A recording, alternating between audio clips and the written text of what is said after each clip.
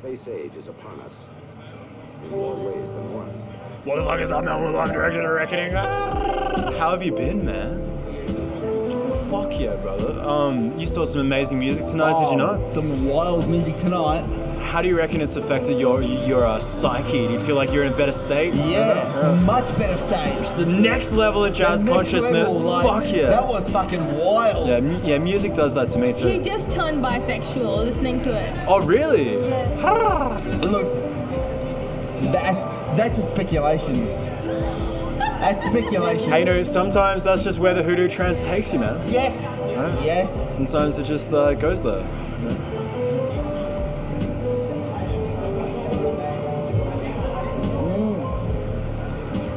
Alright guys, do you reckon Pluto is a planet? Excuse me? Do you reckon Pluto is a planet? Pluto. It's a Disney character, right? That's what I thought. That's also true. And there is also a picture of Pluto, the Disney character, on Pluto, strangely enough. Wow. Did you go there? No, Pluto? no, I don't know. This is all just pictures from NASA, ladies and gentlemen. Pluto is not a planet anymore. It used to be. Hold on a second. That's what they say. That's what they say. I thought Pluto was a planet. It's a controversial issue. In your age. It used to be, yes. Not anymore. But in the new age, you know, they reckon Pluto's just, he's not even a planet, you know? Well, look, I'm retro. Alright. I'm from like back in the fucking 90s. Bro, I had Pluto when he was on vinyl. Alright, you know, fucking old school Pluto, the Fatso harmonic distortion unit, you know, that's the real Pluto, man. All these fucking bourgeois new age Plutos, you know, they want to say he's an ice rock, he's just full of rock and ice like Damo. I reckon Pluto's just reached the next level of jazz consciousness, and people, he's just feng shuiing so hard. He's at such a next level that ideal judges them, and they want to bring down Pluto. They want to marginalize him. Yeah. All right, that's what I he's reckon. at a level that we don't even know about. All right, my question is, hypothetically speaking, if Pluto was a planet, and there was life there, and a Plutonian happened to come to Melbourne, and you happen to witness this Plutonian feng shuiing in a corridor in Melbourne, how would you approach him? What would you say to him? How would you represent for humanity? I'd be intimidated to talk to him. I would be. Save your life, run back to your planet. Pluto. No. I want to know about Pluto. I want to know everything about Pluto. Hey, the Earth's not that bad, is it? There's a lot of good in it, you know? It's not bad. If Pluto is selfish, run back. If you're not, then try your luck. Selfish, okay, I see. I don't think Pluto's selfish. Nah, Pluto's a giver. Pluto's a lover. Yeah. He's a lover, That not a means fighter. he's gonna stay here, and he's gonna spread more love. Yes. And that's why we are having this conversation here. Because we're all about love. Exactly. Okay, Are you from Pluto? so you approach Pluto and you say, are you love or peace? Are you here? Are you selfish? And Pluto goes, I am feng shuied. I am totally peace and love like the Buddha. I just want to spread love to your galaxy. How would you respond to that? Are you peace or love? Are you single, Pluto? Yes, I am. Is that what Pluto says? Yes. Pluto is what's the word? Polyamorous. He's polyamorous. No, Pluto is single. Okay. And Pluto is looking for a beautiful woman. I don't know about beautiful, but I can show you really good women. Just the two of us. We can make it, you and I. She's gonna show you some beautiful women. Where have you kept them? Do you hide them in your backpack? Do you have a secret corridor you're gonna lead us down? Where are they? Well, Take me on a you're gonna journey. come with me. Hold on. Take me on a jazz journey. Come on. Do we have a news? Yes. Alright, brother, drop some gems to the collective unconscious of Melbourne. We're doing a podcast. It's called The Reckoning. A what? The Reckoning. Because I asked people what they reckon. What they reckon. I call it The Reckoning. I put it to lo-fi hip-hop instrumentals. I reckon it should be free. Yeah, okay, alright. Why do you reckon that then? Because I fucking like it. That's what I fucking like. It's a fair reason. That's it. So, You gotta ask him, does he know Pluto? How- He should know Pluto. Do you know Pluto? do you know Pluto? The You know dog, what Pluto is? like the cartoon. Yeah, that's right. Just, you have to explain him what Pluto is. Before that, how do you reckon it affects your psyche? Hell. No, that was Wednesday. What's next? Hallelujah. That was the Wednesday question. Okay, the Saturday question is, do you believe Pluto is a planet? Oh, really? What kind of romantic crisis are you going through? I'm in love with myself. Oh, that's a problem. That's a problem, man. You know, because I feel like if you love everyone else, then you have I more can't love in your life. I you can't know? love people because I'm too Do you believe that Pluto is a planet? Oh, I've got. Yes, because I'm a Scorpio. Fuck yeah! Yeah. Representing for the Scorpions, the Plutonian Scorpions, ladies and gentlemen. All right. The dark side Is this of us. real? Yeah. That's real. You're on TV, mate. Who is? You are. Am I? That's You're not on TV, You are it's on not TV. filming, it's just recording. No. Damn, I was going to pull my cock out. This is a fucking. This is the underground Melbourne podcast Yeah. of Reckoning. This is only on YouTube. I'm just some guy. Yeah, I'm not associated with any Illuminati. I was at a Chinese restaurant the other week and I had to come with some young guy. Oh, really? Yeah. Fucking filthy. You get married? What an idiot. So you know it's pointless. I tried that. It's fucking stupid. That's not very nice. It's pointless. Okay. BGs. But it works for some guys And some gals. and some girls. And marriage is a bond. Been there, done Marriage that. is a bond between two people. I'm one of those weird freaks that but want to the be female married, likes to fuck a man, married with doesn't she? kids. Sean. That's what that's your sister. They fuck about. No, my wife fucked about. Yeah, well, she did. She's a cunt. Yes. Okay. That's true. Yeah. C-U-N-T. Did you know that cunt was a medical term not too long ago in Victoria? For what? Yeah, For a cuntalingus. cunt, for a vagina. Is serious? Yeah, Really? seriously. So you go to the doctors and they'll be like, old mate, fucking Dr. Stevenson, and Dr. Stevenson, oh, nurse, we need some cunt cream. Miss McGregor's cunt. No, we need the cunt. Cunt ointment, room 3. That's Oh, not this real. cunt. That's not real. It's true. Yeah, it's fucking true, man. All right. Here's a question: why do you reckon some countries become cunt trees? Why? I Because love they've pussy. got a lot I of love pussy cunts. too. Yes, because they've got a lot of Drop some gems to the collective unconscious of Melbourne. Of course. Do you reckon Pluto is a planet? It was always a planet. It's never not going to be a planet. That's right. Have you watched Rick and Morty? Have you watched Rick and Morty? I'm Also have. so This sorry is that live on it's TV. far away. I did it all for the Szechuan, ladies and gentlemen. Oh, there you Your go. parents are going to see this. Starstruck. I don't know what to Live and direct on say. the streets of Melbourne. Comedy live and direct. Pluto is a planet. It has always been a planet. always been a planet. That's I what I don't know said. what you guys are talking about. What do you guys think about this Pluto hate Yeah. that's going on? People think he's not a planet, he's just a dwarf planet. Yeah. Like, what do you I reckon think people hate about science is Pluto? forever adapting, and maybe we should get with the times and like, if science is progressing, Smarty so pants. should we? Do we have a smarty pants here? Oh. Smarty pants. I think My pants are actually velvet. Your ass does look like it has a doctorate. Oh my god! Holy crap! We're fucking twerking at the reckoning, ladies and gentlemen, with suede pants. I'm gonna faint Suede here. pants I'm and gonna V-line faint. fucking t-shirts. bottom line. Bottom here. line. Pluto is not a planet. Yes! The line is on the bottom, ladies and gentlemen. Pluto is and always will be. Yes, always. Always. Final thoughts to drop to the collective unconscious of Melbourne. Yeah, For this gentleman. What do you have to say to yourself, sir? I have to say that this cigarette is real. half of myself. I mean, don't deny it. I mean, that's what happens to a lot of shit. People Where fucking is deny it? it, Where don't you they? going? Deny a lot of shit. Where are we And going? it's Pluto's not not a right. real planet. I mean, look, Pluto's just a dwarf. PSA. Cherry bar So, stand. do you guys reckon aliens are real? aliens.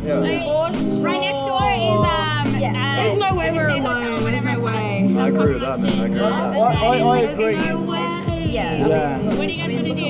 What Carlton's like walking distance? Carlton? Maybe I'm an alien. Maybe you're an alien. Maybe I'm an alien. So, I mean, I don't know. so if you bumped into an alien on the streets of Melbourne, how would you represent for humanity? Drink more water. Yes. That's what I would say. And more wine. More wine, but mostly water. I agree with that. H2O, you gotta hydrate. H2C. Have a good night, ladies. H24. Beautiful. Good night. God bless. Beautiful reckonings on the streets of Melbourne. Yes. Fluffy mics and suede pants. Yes. I love the colour red. I love the colour red. I love the colour red too. What's your favourite colour, brother? Red. I love the colour red. Can you guess mine? Hold on. Black. Everyone says that, no. Grey. No. Zinc. Is zinc a colour? Is zinc a colour? It's an element. It's an element. It is an element, that's true. That's true. Baby blue. No. Oh, green. Yes. Yes. Yes. What's There my you go. favourite colour? Red, you already told me. Yeah. And our existence on the Earth is a symptom of the solar system and its balances, as much as the solar system in turn is a symptom of our galaxy. And our galaxy in its turn is a symptom of the whole company of galaxies. Goodness only knows what that is. Do you guys play the devil's advocate much in your conversations between your friends? I do sometimes without realizing. Yeah, yeah. Do you do it consciously? It's part of my existence. Really? I love that. I love that. Why Maybe I want to be a part of your existence. do you think? How do you think playing the devil's advocate contributes to society? It makes people uncomfortable. Yes, and that can be a good thing. Yes. Right? That Get can- outside of your own head, maybe. Maybe you can adapt and evolve. As when you long do that. as they're not getting punched. Step out of your element. Hey, sometimes that happens though. So, man, it's not safe to speak. Would you agree? It's not safe. It's not safe. But I would say, I would postulate it's even more unsafe not to speak It depends. in the long run. It depends who you're around. I agree. Oh, Pretty firm on that one. you agree with that? Okay, beautiful. Do you think the devil's advocates are getting marginalized a little bit in our society these days? What do you think about that? Not really. Like swept under the carpet? Not really. No, Why you is don't. that? You don't think that? No, because everyone now can speak because of the technological advance that we've got, and everyone can speak But on the internet. But have you noticed that there are particular groups in Melbourne that like to go around and say that whatever you speak, whatever you think, if it's not fitting into their collective idea of what they think is right, they want to stop you and they want to shun you and stop you from doing that. Do you notice that going on in your personal experience? I don't know. The people I hang out with, they don't have an objection. Has anyone ever told you you got beautiful eyes? Yes, I have. Oh, they have. Okay.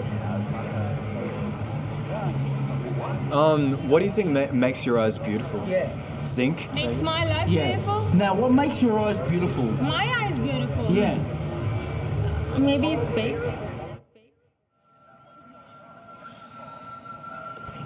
Do you have to turn the screen on and then do it? Yeah, I'll do it. Yeah, I think I've like moved myself out with that rap. That was a good one though, bro. That was a really good one. I like that. That was on point, man. I'll try to... Oh, this is a good one, bro. Check this out, yo.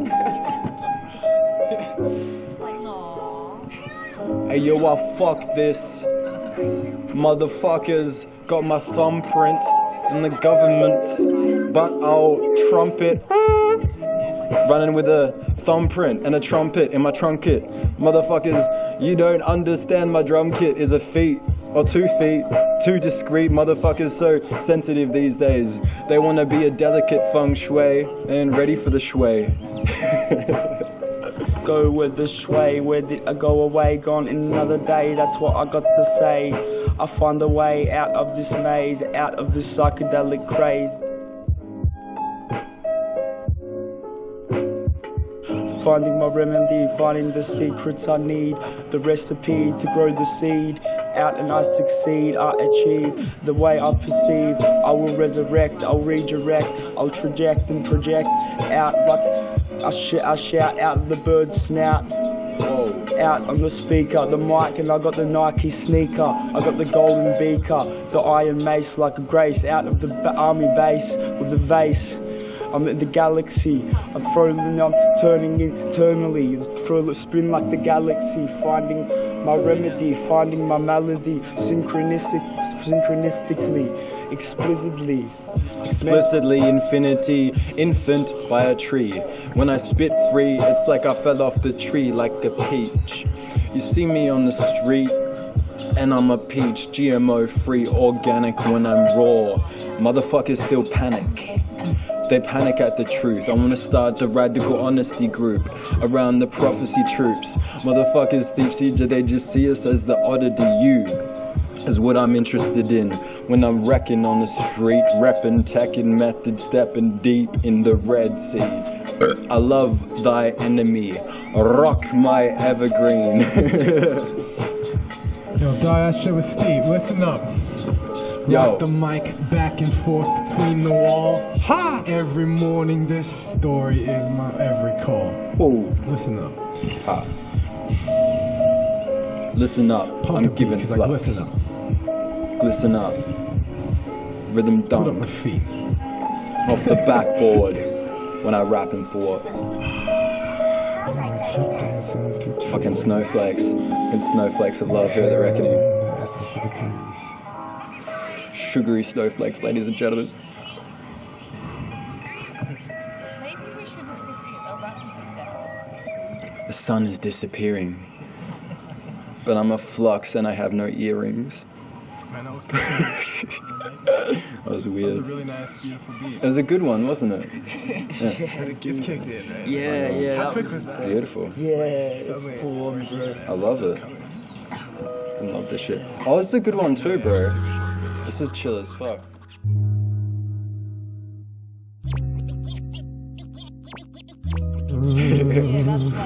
Captain of the ship, rapping on the rift.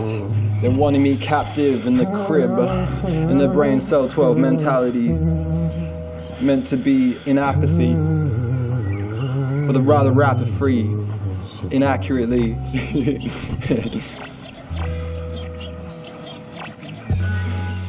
Trail the seven seas, finding my destiny, finding my therapy internally. It's mentally meant to be, meant to see. Open your eyes and see shadows overcasting me, blasting right past me, using and abusing me. I'm losing my friends to their very end because they defy me, but I comply against them. I reascend and resurrect and introject, and my love is infectious, contagious. I'm outrageous, outrageous, courageous. I got the sword of might, I got the white lightning strike. I'm here to win the battle and the fight. I rep on the mic with my word, with might, and I'm taking my plight. The sword and the weapon. I got the veil to heaven. 7-11, 11-11, and can't you see that I'm getting, repping and taking? Yo, 11-7, I'm never pretending. Resurrection in the desert. Just find me in the fucking tomb or a sarcophagus when I rhyme, and it's not on top of this, not on top of the beat, because I don't know where it left me dead in 3 feet deep.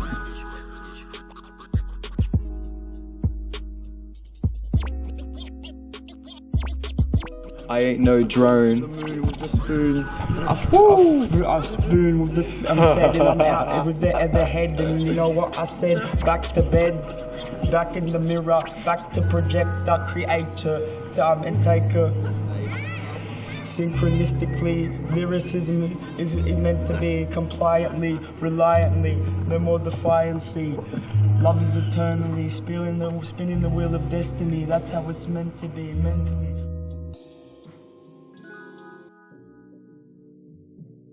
Well, you know, the thing is, Pluto is the youngest planet, the most playful planet. So, yeah, it is. And it quite frequently sort of tends to, I don't know, circulate around a lot of people. We want to be playful. We want to be young. Essentially, yeah, Pluto is there. It's there. It's orbiting around all of us.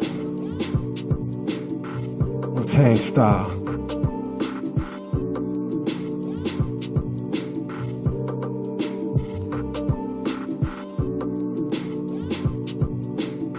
He's the fucking preacher.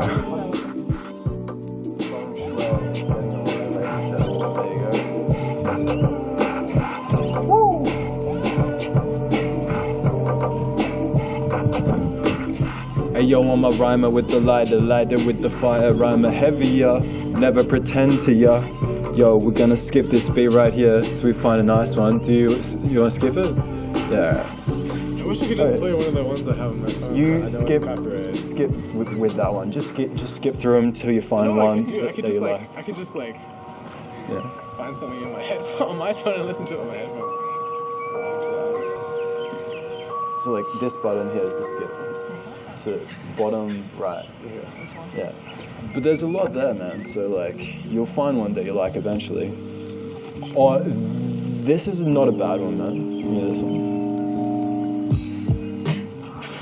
See, that's got some boom bap to it. Yo.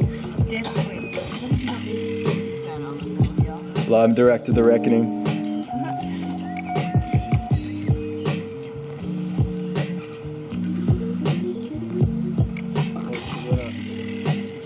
Spitting gems, no hem on my t-shirt when I breathe works out the cranium. My brainium is like an alien. I'm coming to you from Pluto. But who knows? You don't really know me. I'm like the reptilian infiltrating society with their eyes on me, with their eyes on this biscuit spin disc.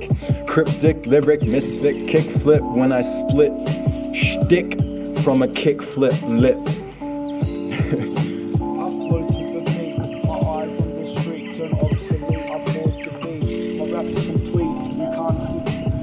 Get respect when you let it regret take over your soul. Moving into this hole, move with the flow. I got the glow, now I know where to run, I know where to go. I look inside my mind where the earth will collide and subside, shine inside like lightning. I put the cake on the icing, I'm baking and I'm throwing on the mic and I'm fiery and hazy. I wanna blaze out the maze. I got to say, I don't spray it. I move and I go away to another day. With the stars again. Hey yo, I go away. Call me fat, but I'm over the weight. Over the charade played in the maze. These days say these days that the beat is gonna repeat like the beak that I have if I was a bird when I'm rhyming words off the herd. I'm out the herd, out the box, out the crowd, like the udder from the cow. I'm running from the crowd. Cow! My hand is spinning round and I'm moving to the clouds. I got the king and the crown and no capture. I'm the master, like last put like master. Moving faster. You gotta spit it at the mic, bro. On the mic, I take my plight, slice of cake, I gotta bake. I make the earthquake and shake, and I got the moves, I got the grooves. I'm moody and groovy and funky like a monkey.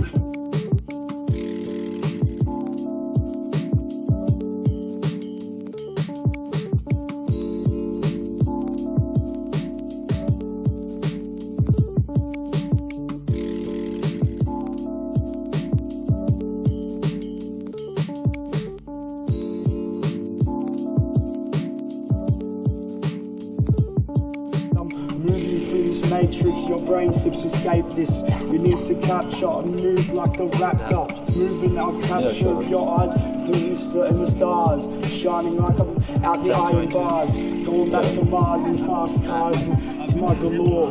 I got out the devil and I took his whore. I took the whore from the devil. I'm like a thwart with the treble. Sword on my head till the rapture with the raptor. I'ma capture the clapper, captive with the rapture and the badness. Bad lips. I'm just banned by the inhabitants in the plastic society that I live in. I ain't a Barbie and I'm not a victim, so I'll take it to the diction when I spit jam. I got explicit wisdom. I'm on the mic and I'm spitting lyricism, moving with it and I'm making it, creating it and elevating it, generating it. You bitch. This might be let me find a good one. Yeah, could I find a beat? Yeah, flip. Bottom right. Oh, wait. This is an alright one, man. I know. Flip it back, flip it back. I roll like this. On the mic with acid, my brain is placid and moving through this galaxy of black. Check this beat when it comes in. Galaxy. Galaxy, rapture me in a rhapsody. Galaxy, Yeah, it comes in. distracted, overreacted, my brain put me in trajectory. You gotta spit it to the mic, bro. Mic technique on the streets of Melbourne. When I rhyme, check 3, check 4, pause, 4 pause, pause at the metaphor, pause, force, 4 pause like the wombat. I'm on track, ready to contact. Like that alien movie, I'm shining through a satellite, rhyming and I rap a rhyme and I have an appetite. I turn the time, I make the world subside and divide and contract. I make your thoughts react, I make time collapse, I make time crack. I've got the scythe of the Grim Reaper, I'm the destroyer like Shiva. I'll sneak in ya and I'm a peeker and seeker. I'm perverse and thirst and worse and I'm stood out your Ukrainian, out of your vein. I'm striking like a lightning, enticing. Listen up, kissing up to the Christmas. And the ark. I'm shining like I'm flowing like an angel. At this cage you're gonna break through. Take you, elevate you, integrate you, generate you. One with the creator, one with mother nature. I'm here to take ya, I'm here to blaze ya. I'm here to elevate and integrate and generate and designate and turn the plate and change your state. I'm a mage, I'm a sage. I got the disaster, faster like the pasta. Out like plaster. The master plaster, faster like faster pasta. Order me on the menu, I'll check you soon. I'm at Pluto with the tune like the wombat. Rooms be like, what that? What that? Motherfucker on the mic cord, rhyming like a fucking cyborg. Cutting out your mind cord, it's mind fraud. You got the time sword. Sort it out your brains, it shatters in your veins. It goes out insane with the pain, out with the hate and in with the love. Flying like a dove from above in heaven, and I'm walking through the matrix like 7-Eleven. Finding the escape, this the gate, and I key, turn the key to eternity. Finding my destiny. The light of the universe is trying to murder me, but I'm taking back my soul internally. Finding my therapy, finding my remedy. That's the way it's meant to be. Finding the place to be, one with reality in space, shooting out ectoplasm. I got my brain and I make your brain spasm. I make the galaxy frozen like a blood red coven. I'm well spoken, I'm smoking and I'm talking and poking.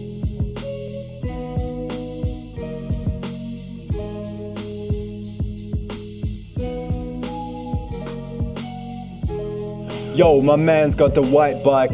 When I rhyme fire, he's got red boots. Check 2, 3, 4, metaphor with the checkered shirt. When I rep to the earth, represent, I'm in Melbourne. I'm just a hell spawn from Melbourne. Well thorn, torn, sworn to absorb. Borg swarm to absorb, like Born Identity. Motherfuckers want a referee. On the streets of my CDBD, when they see my CDs, bees knees steep in the 3D graffiti steez. Please. I float to the beat, the lights on the street, they flicker like the beak of the diamonds in the sneaker. They glitter and they blister and like glass out like pasta, out through your chakra, out. I'm a master.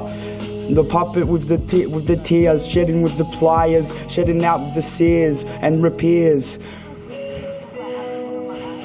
Repairs, I wanna see you in the snare.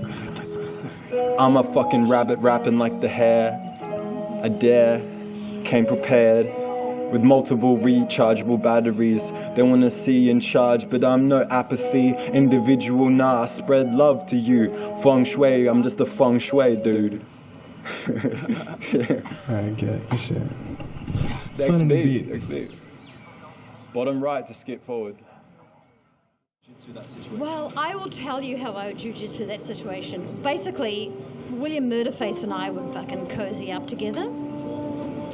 Toki Wartooth and I would talk about strategy in terms of strumming, and then basically we'd be getting into Maud House and discussing our party vibes, essentially, which would be like murder, death at the next giant gig. essentially, yeah. And then we would basically have Dr. Roxo. Do you believe in aliens? You know what, man? Like, I do and I don't. Okay. What was the question again? Do you believe in aliens? Do you believe in aliens? Aliens. Well, logically. The mic is getting very close, ladies and gentlemen. So, logically. I want to hear this. Okay, so logically, there's no reason why there wouldn't be any aliens. Why is that? That's because how can we be so special? Universe is big and large, so there's gotta be. It is big and large. Exactly. And we are really young. You don't look like an alien. Nor does he, nor do I. I'm not saying. We don't know what an alien looks so like. his question was. Well, we do. No, yeah, do we? No, we don't. What do they look like? It can be anything. We've got big eyes. No, it could be like a Well, that's just bacteria, pop culture. like a very advanced bacteria that we don't know about, and it's an alien. Because bacteria are the smallest, so they have the advantage of their size. Plutonian plankton. This is getting a little bit too intelligent for me. Yeah, well, what do you guys reckon about the Socratic method? Do you know much about that? What method? Socrates, the Socratic method. He's Greek. About what? So what about Socrates? Essentially, he got a bunch of reckoners together and he had a bit of a reckoning. He asked people why they reckon what they reckon, and he adapted to the outside perspectives that is outside of the norms and the dogmas in society. Do you reckon that would be a benefit to have these people that are representing for the outside perspective that doesn't get as much coverage? So that calls for an innovation. Yes. A different idea. That's how you adapt and evolve. So that's how you adapt and evolve. So it helps because it leads to a revolution or whatever. You're very pretty. Do you know that? She's very pretty. She's very pretty. You are a sexy Indian goddess. Yeah. Yes. Good on you. Good on you for that. You must have very good diet. Thank you. No, not really. What's why do you reckon you're so sexy? Yeah, why? Why do you think that you're so sexy? I'm sexy and I know it. Hey, it's true. It's true. It's true. Ladies and gentlemen, we're live and direct to the reckoning. We're representing with sexy Indians in the corridor. We're getting down. We're getting toasty. How do you guys reckon music affects your psyche? Like you go out on the streets of Melbourne, you see an amazing band. How do you feel afterwards? Why do you do that? You reckon? I feel great. How do you feel? You feel like Speak up. I'm just saying. I'm just collecting words. So I'm just like encroachment, ladies and gentlemen. and so you feel like you are in a different world. Yeah. This is such a weird way to sit, man. I feel like I'm slowly sliding into the ether, ladies and gentlemen.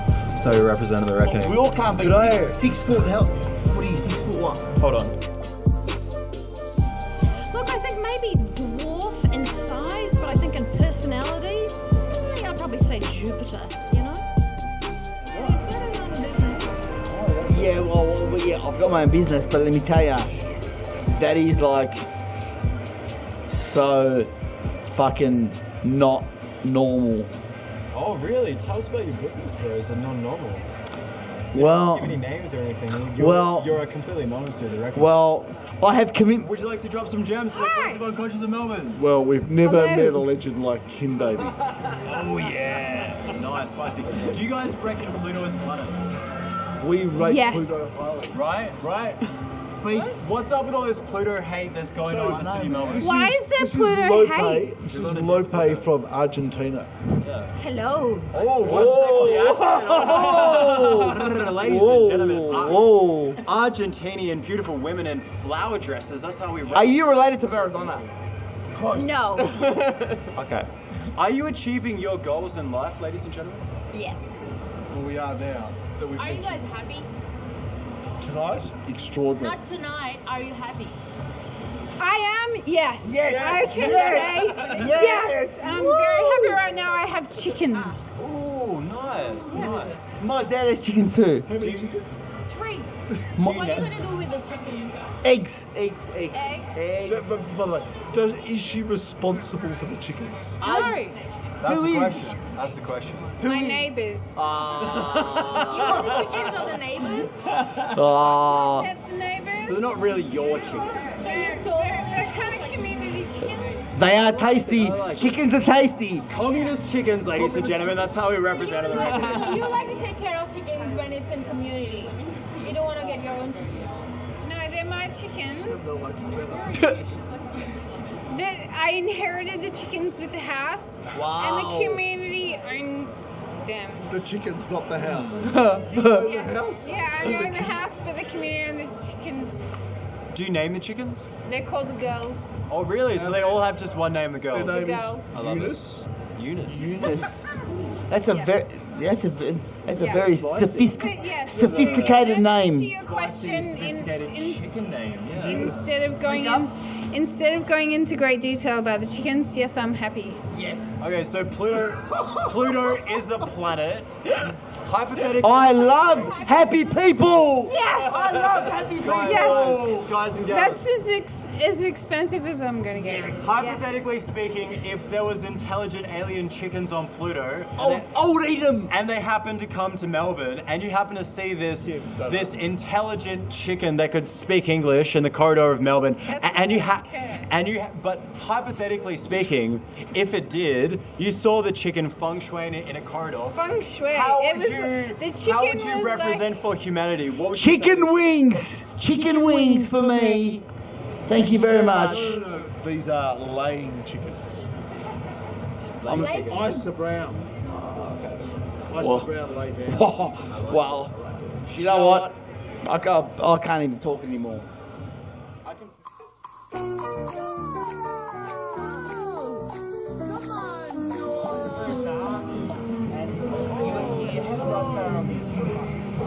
Like an Indian origin.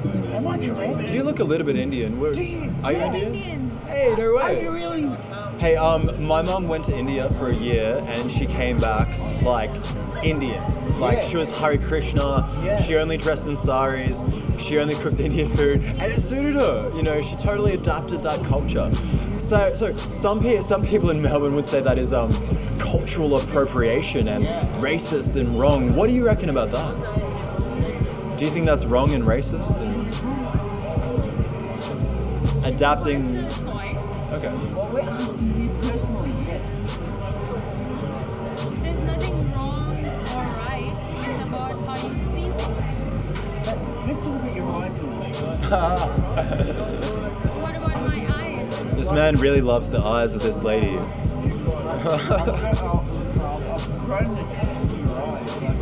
There's quite a strong attraction going on in the streets of Melbourne. I don't know what to say about my eyes. Do you like cricket? Not really. Oh, no. Hey, I don't like cricket either, man. Hey, I'll be honest. I'm sorry, guys. He loves cricket. Do you like cricket? How does it make you feel when watching cricket? It makes me want to be a part of India. Okay, lovely. Have you ever been in India? No, there's so much passion in Indian cricket that... You sit here if you want. Okay. There's so much passion in Indian cricket that it just makes me want to be a part of India. Oh, the feng shui is getting a line, ladies and People who've gentlemen. got a lot of passion, and he can see that in Indian cricket. Yeah. Okay. That's why he loves Indian cricket, because There's passion. Indian cricket. I'm too tall for this corridor. Passion. Yeah, you're too tall.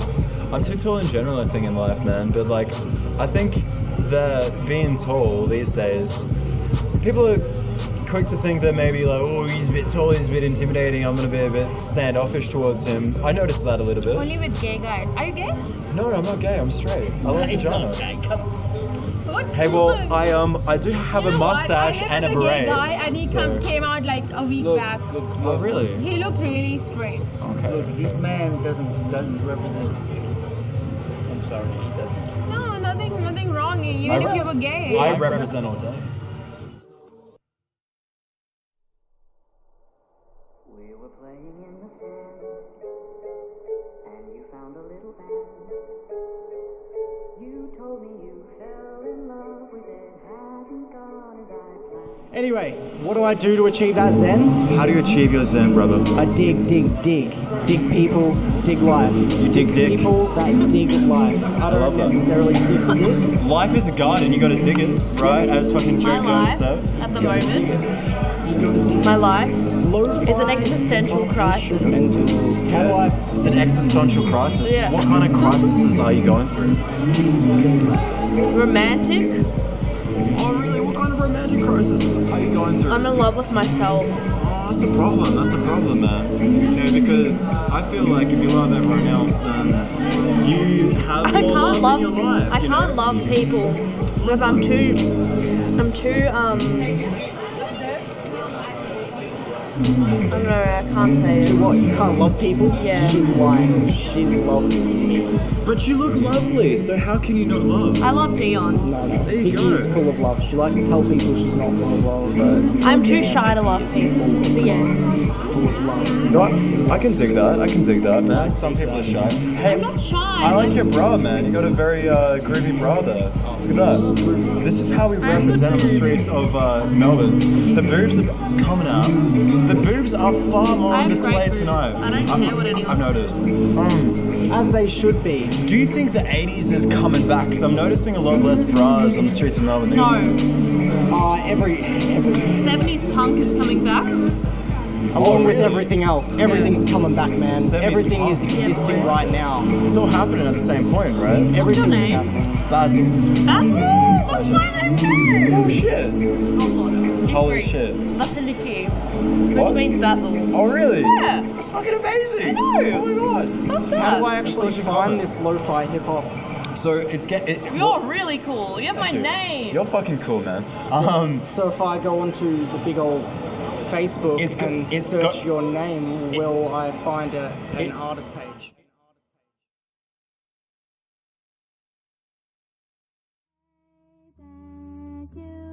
Shattered in 1,000 pieces, weeping in the darkest night.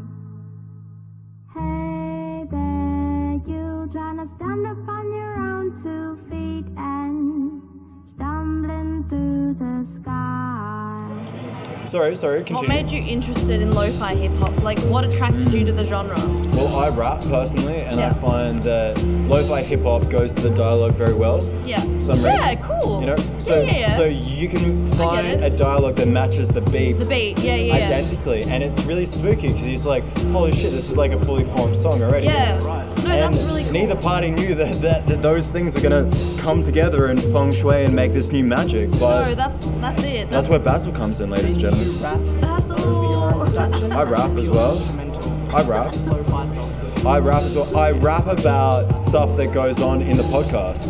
Brilliant. So like for each episode, I'm gonna have a rap for that episode that talks about shit that goes on and the shit that's discussed in that episode. Yeah. I dig, ladies and gentlemen. So do you guys believe in aliens? Yes. Yeah. Actually, we're getting into this conversation before. I used to have then we'll cut off by a phone call. I used to have a recurring dream. Yep. Where aliens would come into my room and grab me and would slowly walk me past my kitchen where my mother and my sister would be cooking, and past my lounge room where my father and my brother were setting up a television, and I would be screaming, but I would be mute as I'm walking very slowly, being escorted elsewhere. Ladies and gentlemen, I'm getting chills. We got the same fucking thing happen to me, and I couldn't speak. I used to have that nightmare day in, day out. Can I tell you this story? Okay, so like what happened is like, alright, this is really spooky, ladies and gentlemen, but I had a dream, recurring dream as well, like you. The dream was every night after my mother tucked me in, she left the room, and time would slow down. Yeah? And then I couldn't move and I couldn't speak, you know? Yeah. And then I began remembering that this has happened every single night for about 3 months, but I forget every morning. It's always in my deep subconscious. It's kind of there, but kind of not there. Yes. Then I began to remember it. You do it. Yes. I began to remember, right? Yeah. So I told my mum. My mum says, in a very nonchalant way, I'll handle it. Don't worry about it. I'll handle it. That's what she said. Okay. I was like... Continue, I'm curious. I remember I was very skeptical, because I was like, how the fuck are you going to handle it? You're not going to tell me why or how, whatever. Long story short, it continued going on for about a week or so, until one day, my mom, a few days from there, spoke to my grandfather, her dad. Yes. And told him about the situation. My granddad, he said a prayer for me that night. Said a prayer? Said a prayer for me. The very next day, after that, he said that prayer. I didn't know about this, but it started to happen, stopped, never happened ever again in my entire life. He kindly asked them to go away, please, sir, please. And I asked my mom, what the fuck did you do? Because it stopped. And she said, oh, well, I asked my granddad, her dad, to say a prayer, and then it stopped. I'm not going to make any judgments about what the fuck I think is going on in that situation. Yeah, I can only tell you what personally happened to me, man. And something to it. Like, the answer to your question, sir, is a big yes. I do believe in aliens. I do. So maybe it was fucking aliens that were doing that shit. I am an alien, as a matter of fact. My homeland is the moon. Homie from the moon. Homie For real. from the moon. So like we had this theory tonight. The theory is maybe the aliens are already here. I think they are, but the aliens can't be perceivable by human beings because our eyes can only perceive a certain spectrum of colours and vibrations. Or they take the form of our fellow man and they are watching us and observing us as we do to our fellow man. You're spooking me out, man, because like I've thought about this. I thought about, well if they are here, man, like, do I want to know them? Do I want to be part of them? But you know what? No, well, dude. Would I be down with the alien Illuminati? I'm not sure, man. It's not necessarily that's the case, though, because we are the aliens. Think about it. Look into her eyes and you'll never be able to tell what's going on in her head. You can not even know whether or not I exist or she exists or whether or not she exists. I exist. Whether or not these matches on the floor do, whether or not this microphone in my hand. I think we don't really know, really. Because everything could just be a projection of your own... That's subjectivism, and it could be, because we can never get outside of our own heads, right? We're all processing reality through our own minds. Exactly. But in the end, that's a liberating point, because that means if that was it, you can manipulate reality to your liking, and you'll never find out. You'll never find out if it's all a projection of your mind or not. And in the end, the fact that it is or not doesn't really change the outcome of anything. That's my opinion. And that doesn't have to be anyone else's, but that's just my opinion. Hey, I feel the same way. I'd like to share my opinions maybe a bit too outside the box, and it doesn't have to be anybody else's as well. People these days, they're very quick to judge and get offended by shit, a bit eggshell oriented. Everyone's entitled to their own opinion. From my experience, this is what I noticed. Do you notice that in your lives? A lot of people are very quick to judge. Oh, well, put a little border around the conversation, say, talk about this stuff, but don't talk about this stuff. Well, earlier on in the night, we were at a little gathering in Port Melbourne, and there was a conversation between two gentlemen about people using the N-word. Oh, yeah. So one person had the perspective of someone who just looks at it as something that it's alright to say in a satirical kind of way. You know what I mean? And then the other guy was just like... Spirit behind it. Yeah, the other guy was just like, no, I fucking hate anyone that has that opinion. Racist? No one was racist? No, he never used the word racist, but he said no one should say that word unless... your ancestors were the ones that went through that. This was going to be my question. So you're saying it was okay for some races to say that word, but not okay for other races? But my point of it all was once the other guy moves away, that guy was just like, no, heck him. Sorry, I just realised I was swearing, so I'm going to... I don't give a fuck. Oh, yeah. Anyway, he was just like, fuck that guy. And he was just... That made me feel really uncomfortable because everyone is entitled to their own opinion, and he wasn't the one. He wasn't the one that was going around saying.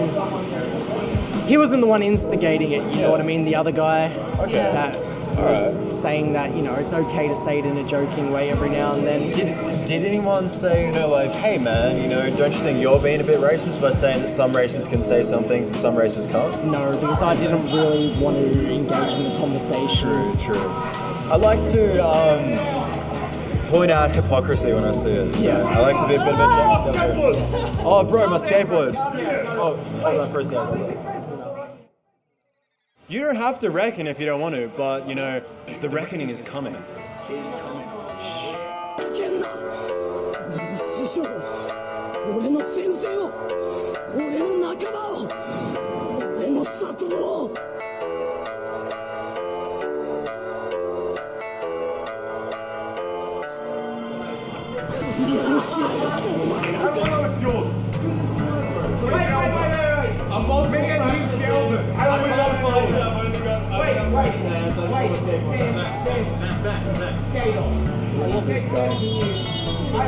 Me and Vicky love this guy.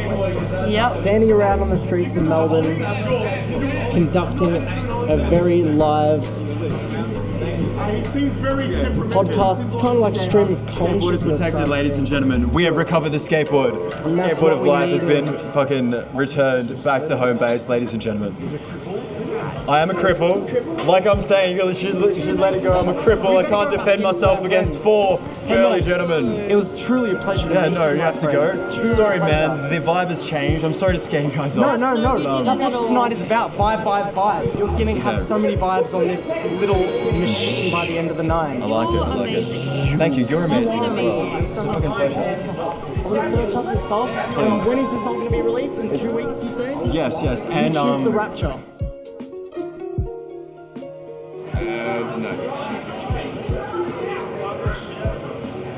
The wreck on Record. That's not spelled right. The wreck. It's a line in the feng shui, and the feng shui correctly aligned. In. In. Yeah, there we go. That's it. There we go. There we go. Okay, go. What are you doing? I love it. I fucking love it. Let's just untangle this. My name's James.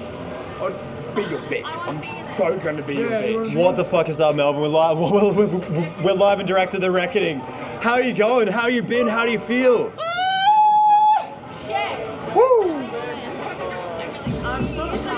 Fucking awesome, man. How are you feng shuiing this evening? Do you feel like you're in a good mind frame, good mind state? Yes, goodbye. Yeah. Shit. How do you reckon you achieve this good, correct feng shui in your life? You work at a farm and you work shit hours and then you come to Sorry, I Melbourne can't concentrate to on have what fun shit.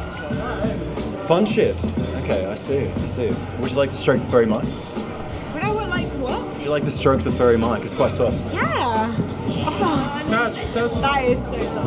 It looks so soft. Watch the mic. So is that what? So now you can just where are you guys from, man? You seem like you have a bit of an out there accent. Where are you from? I'm from the Netherlands. Woo! Oh my god! Beautiful. You're from Italy as well. I learned an Italian phrase earlier. It was beautiful. Really? Nice. I'm not going to say it though because it might be a bit sexist. I don't know. I might be a bit. I'll say it anyway because it's that cool. Sukalamink. Is that correct? Sukalamink. Is that right? Sukamilamink.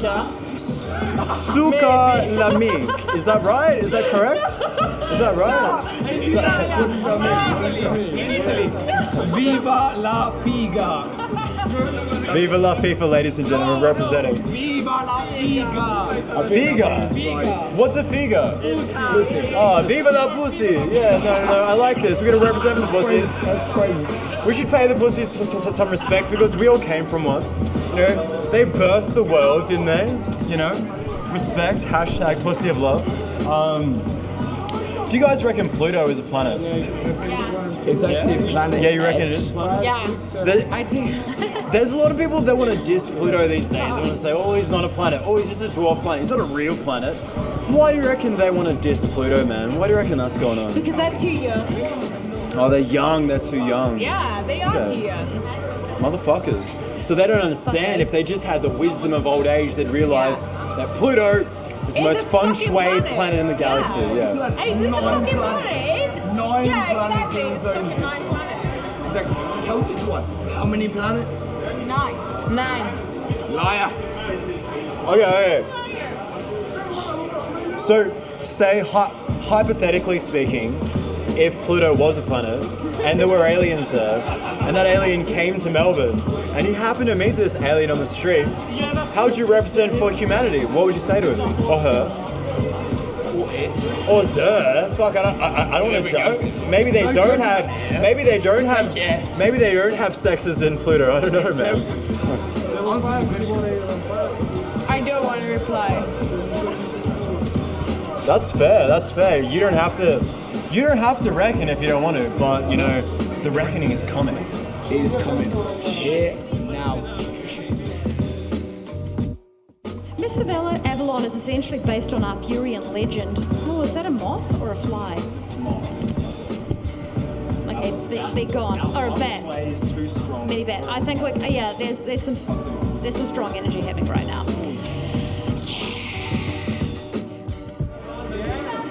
You can drop some gems if you like, brother.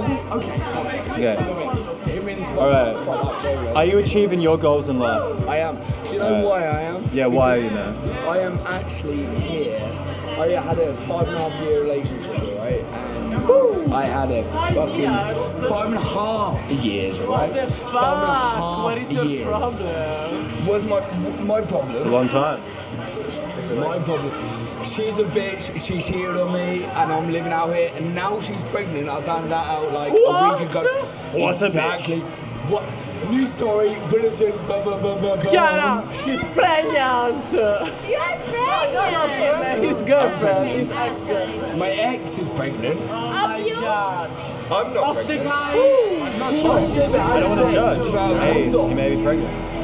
Well, that's how it happens, ladies and gentlemen. Always. So like when vanilla, metropolitan and chocolate. I'm metropolitan, right? I'm metropolitan. Metropolitan chocolate, ladies and gentlemen. That's how we're representing in the reckoning. Now, I have a question for you guys. That's fun. I have a few questions actually. One question would be: do you guys and gals believe in the objectivity of offense? You know, like offense. People get offended by something. Yeah, do you understand offense? Why are you offended by things? Why are you offended? Do you think that's objective, or do you think it's subjective in the sense that each individual person can be offended for different things? No, you have to say. You know what I mean? So you mean if I call you a man, why am I calling you a man? Is it because you are one, or is it because I think you are? She's a pretty sexy man. I don't know about you, but hey, if she's a man, I still kiss her. Okay. Say again. The objectivity of offense. If you're an object, you're an object. You're a woman. You're an object. Right? You feel like no, exactly. Things that you are an object to that. No, I'm going wrong way. Hey, but it's okay, man, because I misspeak all the time. So all you need to do when you misspeak is say, oh, actually, I didn't mean that. This is what I actually mean. I didn't mean that. I'm not going to condemn you and judge you for misspeaking. No, he meant something else. What did you actually mean, man? Go on. What did I actually mean? I don't know. What I actually mean is that women are amazing. Fuck yeah, they are. And you guys as well. Maybe not that much, but the guys that like hit on you and slap your ass. No.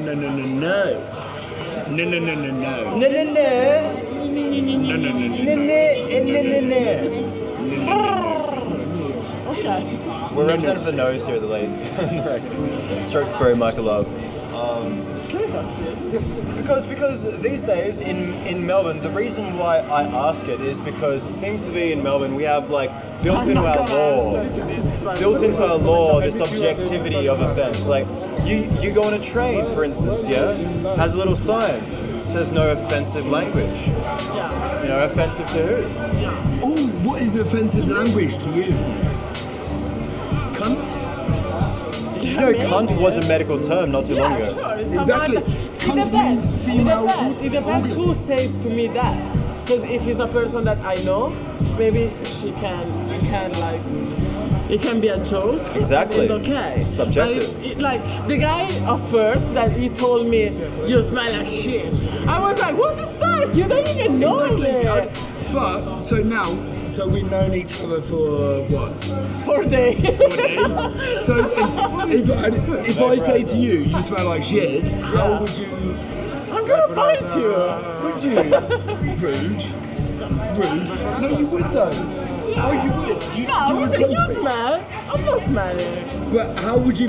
So if I said that, Are you guys Hold on, wait. If I said that and then you said that, I'm not smelling. She smells good, man. No, but okay. She smells fruity. She smells a bit fruity. If I said that you smell like shit, what would you do? I told you I'm gonna hit you. You would hit me. Yeah. I feel a little I'm bit. kidding. I feel a little bit. Fascist. I'm done. I'm fucking with you. I feel a little bit betrayed. I think I'm gonna say you smell asshole. Qui inizia l'inaugurazione del ristorante Pizzeria e Cucina a Fanano di Frazione di Just now Italian. It's such a beautiful language. Bambino. Could you tell me something beautiful in Italian? Mamma mia. Tell me a topic. Mamma mia. Describe Spaghetti myself. bolognese. In Italian. Yeah, go ahead. Sei alto. You're hungry or what? Is like you're tall. And I don't know. Voglio scopare.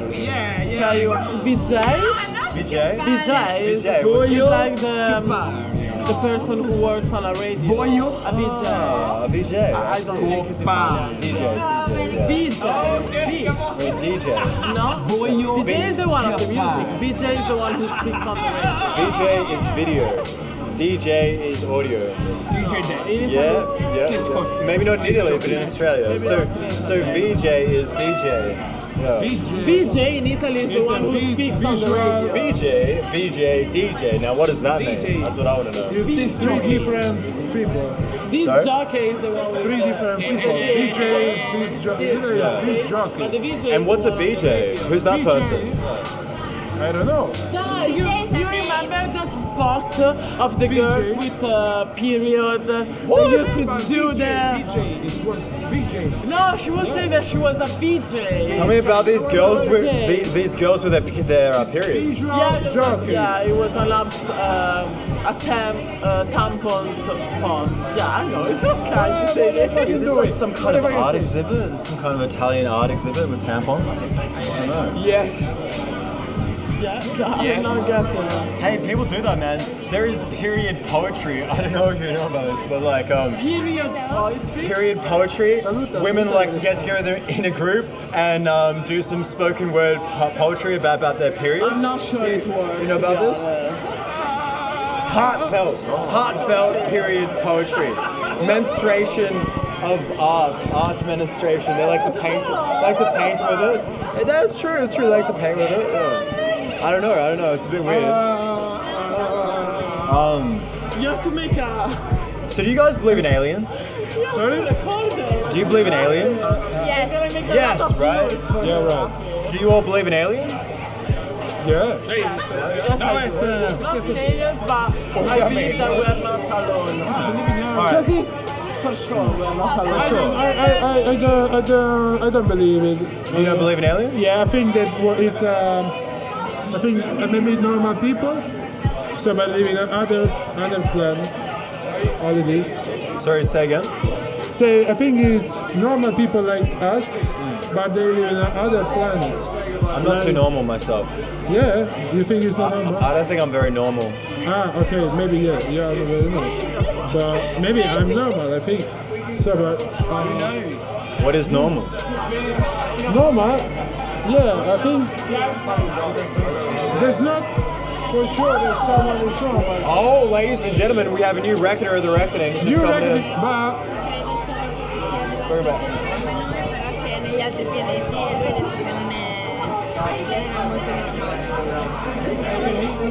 Ok, io direi che spegne la diretta perché sarebbe solo per chiedere. Ciao ragazzi, sta per piacere trasmettere. Oh, you're not English. Oh, you're not. Yeah, well, you sound a bit English. Yeah, sure. Were you aware that we have chavs in Australia, but we don't call them chavs, we call them lads.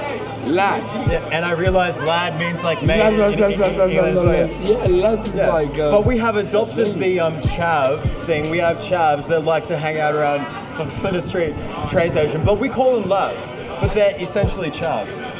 Yeah. We totally stole that from England. Yeah, you've stolen a lot. You've stolen a lot. We have. Well, we were colonized by you guys, so exactly. you know. It's fine. To forgive you. You're like our bastard father that left us. So it has a bit of an influence, but we're still doing our own thing, you know. Exactly. Yeah. Anyway, buddy. Hey, if you guys could say one thing to the Queen of England, what would you say? Queen of England? Fuck off. You are England. Cosa che devo dire? Qualcosa sulla regione d'Inghilterra.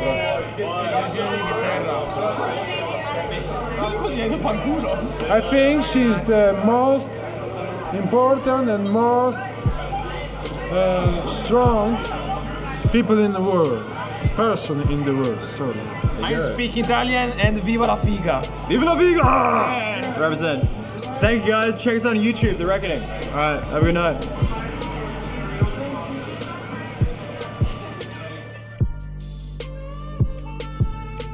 Talk about whatever, man. What do you want to talk about?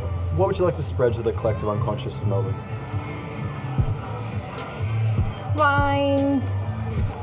Find what you love. That's true. You gotta find what you love. And what is it that you love? I'm on that journey, so I'm just still finding it. That's fair enough. It's a continuous journey. You gotta like find what you want. It is a kind of journey. It's like you gotta find what you love, and it's true. I love fluffy mics. And it doesn't have to be one thing, you know. It can be multiple things, or it can be nothing. It's just about. So the journey you're in, it's just about you gotta be happy while you're on that journey. You need to be happy. You gotta find that good feng shui in your life. I agree with that completely. Yeah. So what's your name? I'm Basil, by the way. Anu. It's a pleasure to meet you. Likewise. Yeah. Basil. Basil. Oh, okay. Like the herb. Herb. It's like the herb. Basil. Basil. You know. That's basil. That's basil. Basil is that how you say it? Everything becomes sort of a disappointment. Slowly entropy until we deflate into a pile of Oh yeah. Check. Alright, we're good. Alright. What the fuck is up, Melbourne Live Director of The Reckoning? How have you been, brother? Yeah, good, man. What's going on? Funk, yeah! I'm fucking feng shuiing like a Szechuan soldier, sir. I don't know about you. Do you have a lighter? Oh, okay. You got a lighter, man. Oh, that's gross. That's a sick lighter. What the fuck is that? I scored that in Fitzroy. Fitzroy? Last time I was there with Michelle. Fucking beautiful, man. It's like a fucking jet stream. Alright, guys. We just saw an amazing fucking band, right, didn't we? Yeah, Fu Manchu cover band, right? Yeah.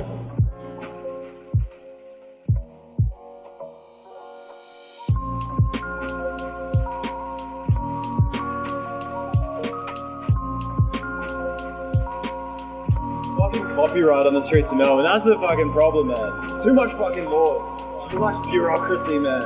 You notice this going on in Melbourne? A lot of fucking regulations, a lot of rules, a lot of fucking go inside the box, don't step outside of the box, Melbourne. If you step outside of the box, you're a fucking devil. It's not even a box anymore, man. It's a fucking prison. It's a robust prison. How do you react to tyrannical people in your lives personally? They want to put you in a box. Pretty chill, you just go with the flow. I like it. With everyone? I like to adapt and change, you know, like try to jujitsu my approach to different personalities, you know? Like for tyrannical people, I'll just mock them, I'll take the piss. I'm a bit of a larrikin, you know, like... You should stay the same. Stay here, really. But isn't that, just to play devil's advocate, isn't that a big fuck you to evolution? Or am I reading you wrong? Because like evolution says, you adapt and you change, you evolve constantly throughout your life.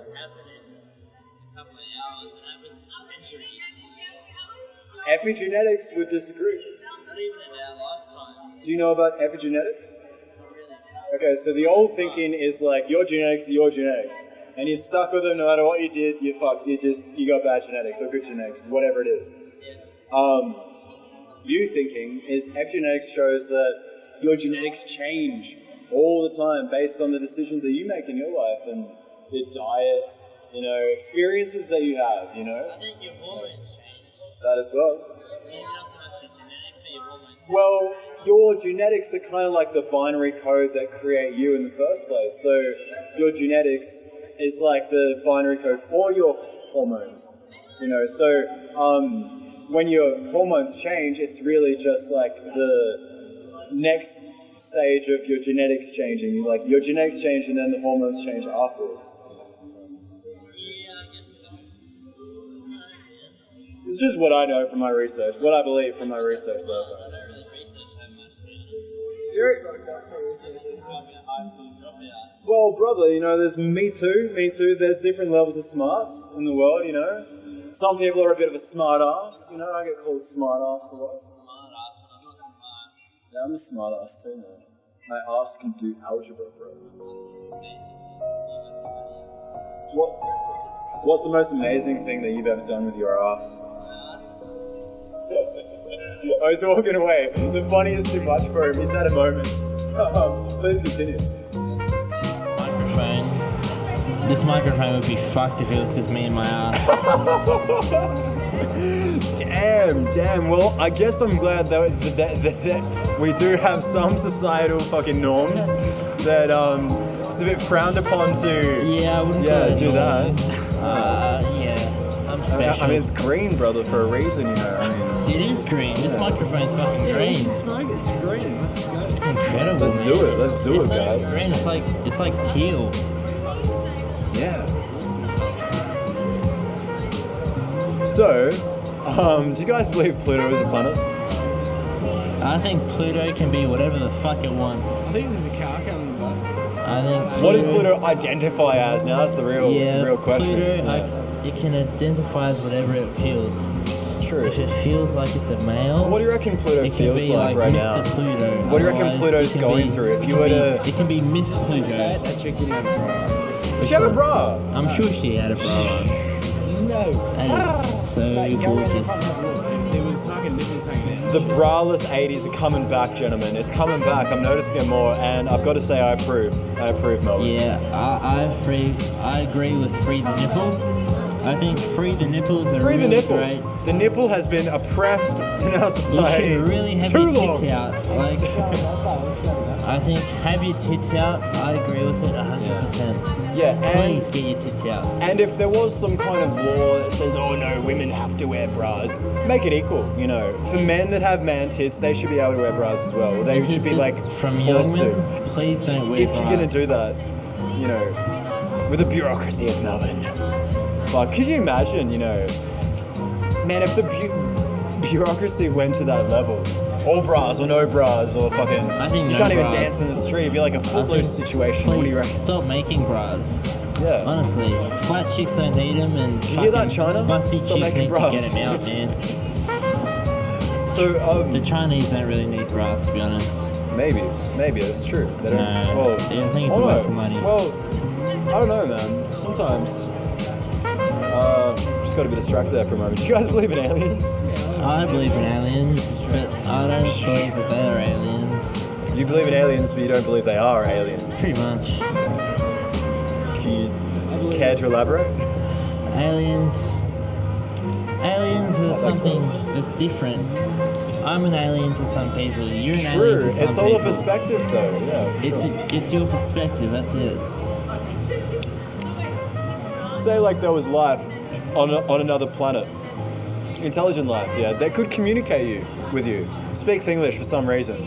Plutonium just drops in fucking Melbourne, he wants to talk to you. You just see him in a corridor, feng shuiing like a soldier. But we're not evolved enough to talk back to them.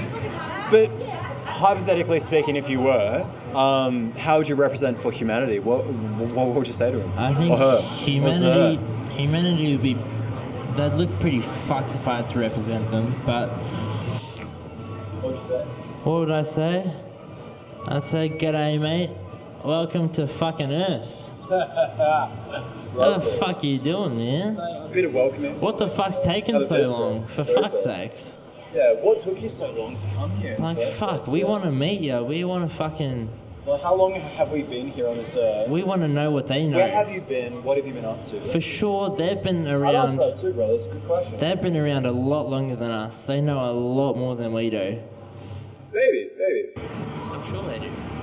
So, do you play devil's advocate much in your conversations between your friends and your groups, you know? Do you know what I mean by devil's advocate? Not really, nah. Can you specify? Well, playing a devil's advocate is like... We know, like, the cultural devils of every culture and society in the world. The devil is the anomalous outsider, the motherfucker that represents the contradiction to the dogma, to the norm of the group, right? And he steps in with that contradiction, like a canary in the coal mine, you know? Yeah. Yeah, okay, so you represent, you know, the other perspective, counter to the collective cool of the dogma of the group, you know. Do you do that much in your conversations? Not intentionally. If I do, I'm just being myself. I can't really help it. Little lighter, bro. Thank you. Yeah, it's annoying as fuck. We're talking about the devil's advocate. Do you ever play devil's advocate much in your conversations? No. Never? I don't even know what he's talking about. Do you know what I mean by devil's advocate? No. So, man, I'm pretty fucked up. I don't know what you're talking about. you represent the contradiction to the dogma of the group, to the norm, to the collective cool.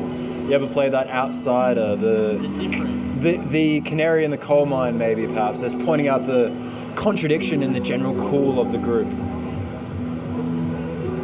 Like in their logic. I don't know. I'll use the lost, mate. We can ask you questions. There's so many questions. Questions, my God. Well, rather than me asking you guys questions, how about you guys ask me a question? What about that? Can you think of something you'd like to ask me? Alright, what do you think about the conspiracy, the recent Las Vegas shootings? The Las Vegas shooting? Yeah. That was set up.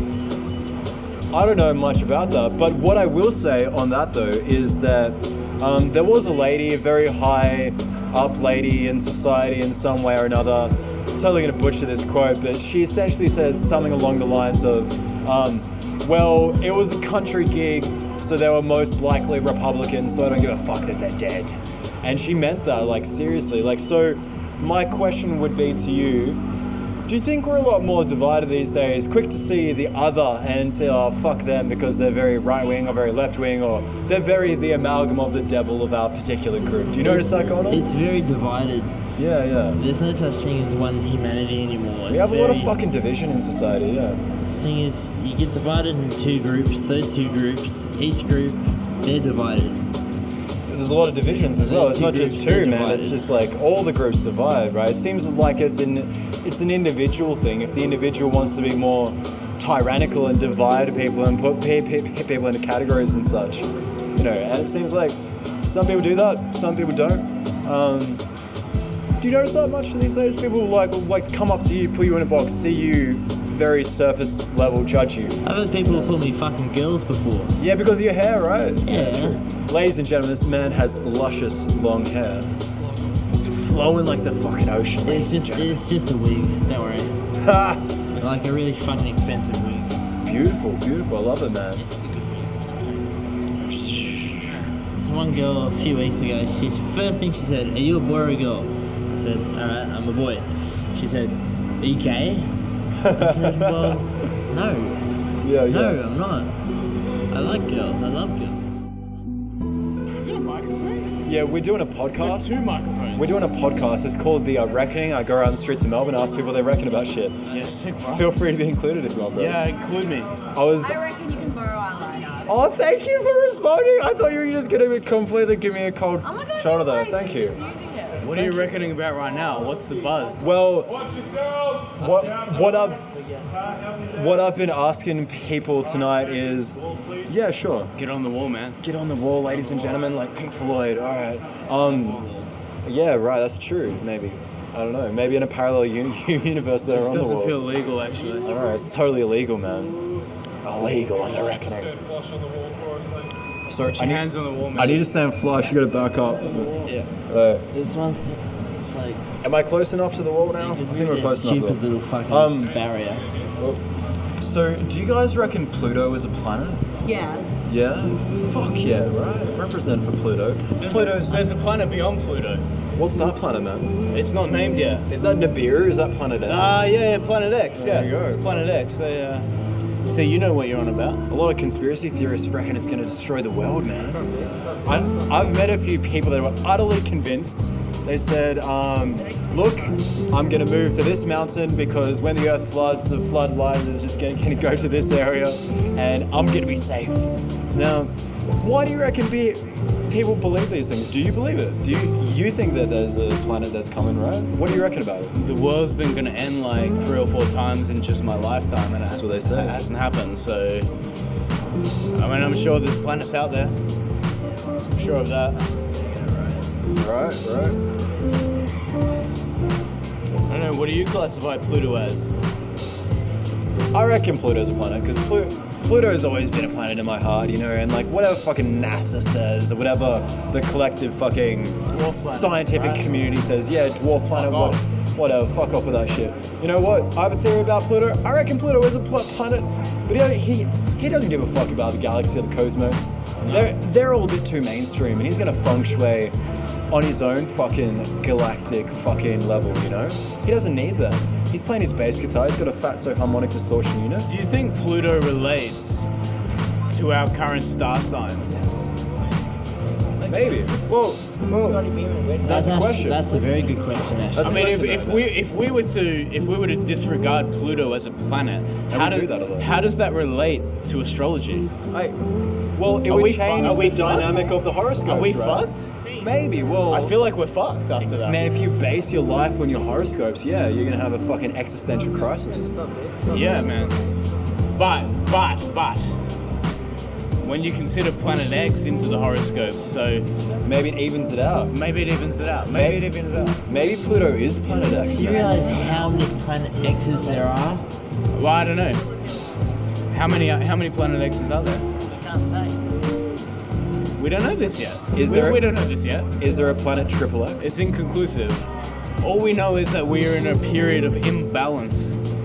Spiritually. That's true. We're in a period of imbalance. We're in a state of flux. I don't know about I reckon. There's a lot of change, a lot of chaos going on in the world. It's fucked up, actually. Yeah, it's fucked up. What do you reckon is causing all this fucking chaos and upheaval in Melbourne? It's the minority. In just Melbourne? You want to limit it to Melbourne? The world, the universe. The world is fucked. How about the cosmos? The world has been fucked for years, man. The minority. The minority. We are in a period of major imbalance. Okay. Absolute spiritual imbalance. It is fucked up. And it's everyone against everyone else. And it is always, and it has always been driven by 3 things: money, power, and identity. And with money comes power, and identity comes power. Correct, absolutely. It's really just power. Nations and nations, religions are religions, whatever, man. How do you identify yourself? Do you see your identity as your ideas, or do you see yourself as more than that? My personal identity? Yeah, like a lot of people these days, they identify with a particular ideology or belief or idea, and they think that that's them. But your identity can be how you look, it can be how you act. Identity's ever evolving. It's unique. To be real, some identities. Some people want to stay the same. Well, they do. I don't feel like I'm old enough or wise enough to have found what I want to believe in, if that makes any sense. Well, when I say it out loud, it doesn't make a lot of sense, but... Well, when you say that, can I just extrapolate on that? You say want to believe. Yeah. Do you think that plays a factor in what you believe? You rather believe what you want to believe rather than, you know, what maybe is a bit more accurate. When I say want, I want to believe in something that's tangible. That's true, like a functional truth, right? Functional truth. Yeah, yeah. I mean, there's multiple different layers of truth, man. I mean, like, you're talking about spirituality, that's a bit, you know, abstract, but at the same time, you know, you have functional truths. And they are very relatable, and you can communicate them in a sense of, like, 1 + 1 = 2. You know? Well, spirituality, that often refers to religion. And a religion, every religion is the right religion to someone. Yeah. Every religion is the only religion to someone. Sure, yeah, for sure. Well, I mean, you know... But, like, maybe it's a better approach to feng shui, like, you know, Bruce Lee, in the sense of, like, rather than sticking in the same doctrine that, you know, only do kung fu with these people, the Chinese people. He went and did kung fu with everyone, and he got shunned and marginalized a lot and shit for that. But he became more dynamic a person from that, you know? That there is the basis of life. That is the basis of life. Go out into the chaos, adapt and evolve. Respect for other disciplines. Exactly. Respect for other disciplines. Get outside of your box, Melbourne. We don't know yet. We don't know yet what is the real truth. No, we don't. And I don't know that we'll know that in our lifetimes, to be honest. For sure, nobody knows the absolute, because I think it's a very simple logic if you think about it like this. Nobody knows everything that there is to know in the entire universe, therefore you can't know anything as an absolute. Yeah, right? correct. Because any one thing in the universe could have changed what that thing is that you believe is the absolute. And we know from history that happens constantly. It's true. And so, you know, as sad as it may be, the epitome of our lifetimes may be that we live and die without having discovered an ultimate truth.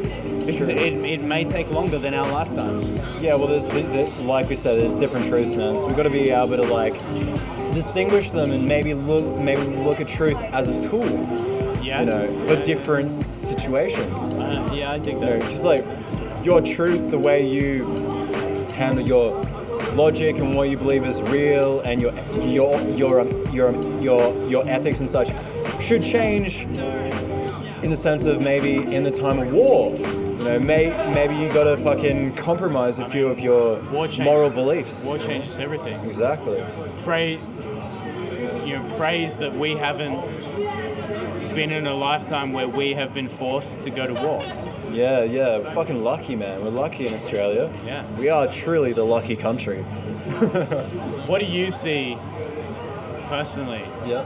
What do you see as being the ultimate goal of your life? My life, it's a very simple archetype. And the archetype is forever try to achieve the correct balance of order and chaos. And through that, you need to constantly approach the chaos, the unknown, the anomalous in your life, adapt to that shit, fucking evolve. Evolution. Darwin had it right, ladies and gentlemen. Man, I dig that fucking hard.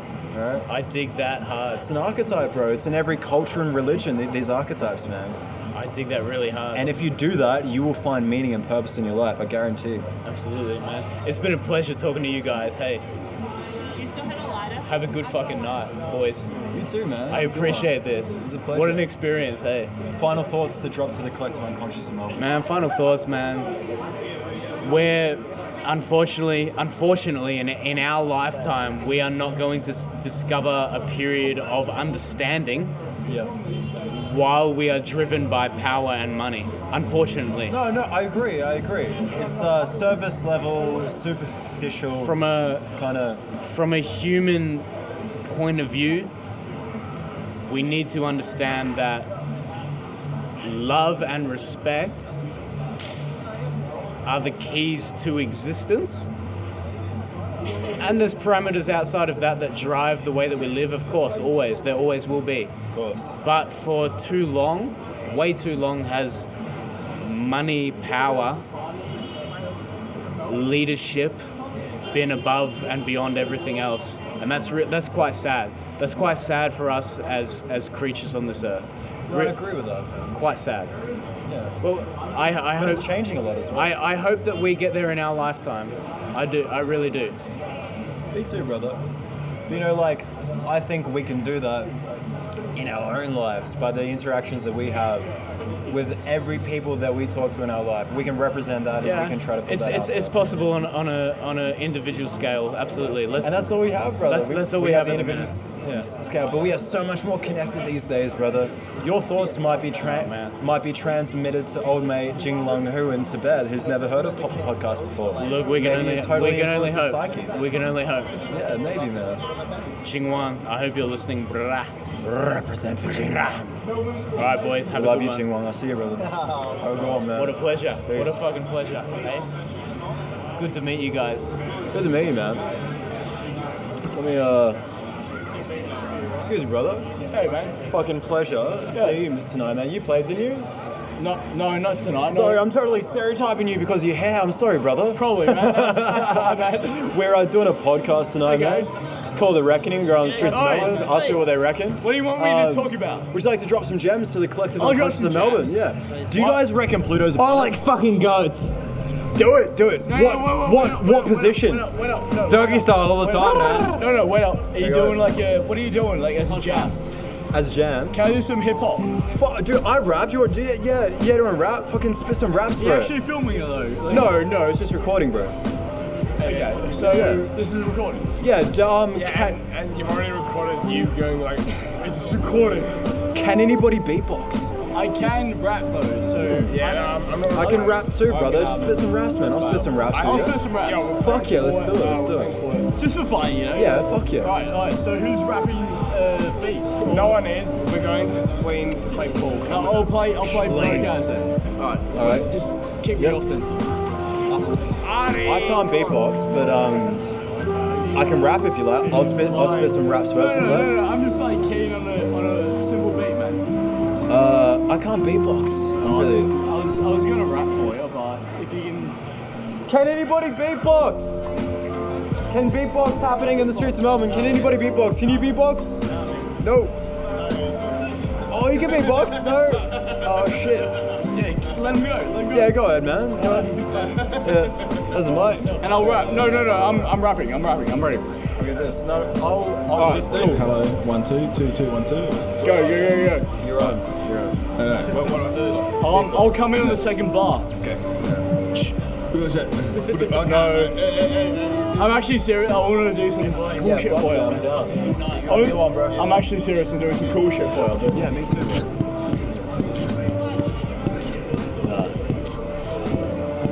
Okay. I'll do it anyway. Look. I'm a maverick, velociraptor, a spastic, I'm getting savage. A fastest doing backwards to the Atlantic, I'm getting savage. Nobody knows what I matter, everybody knows Melbourne City. That's where a dark matter relies. I've got a beatboxer by my side. He doesn't matter, cause he's in the laneway. Nah. I maintain in the laneway. Where my frame rate today. I can't really beatbox. It's so gay. It's so gay. That was so bad. I admit, that was so bad. Oh, you gotta let me spit a verse in return to that, though. Yeah. Yeah, right, even our wait for you, man. You coming with us? Yo. I can't even beatbox. Are you coming with us? We're waiting for you. I can't even beatbox, mate. No pressure. We don't have to do this if you want. You can go to Spleen. I'll maybe check you guys later on Spleen, maybe. I actually want to drop a good verse on this shit. Alright. Alright. I can't beatbox, so. Yeah, beatbox? I can't beatbox. There you go for anyway. You can do it, bro. I believe in you. 3, 4.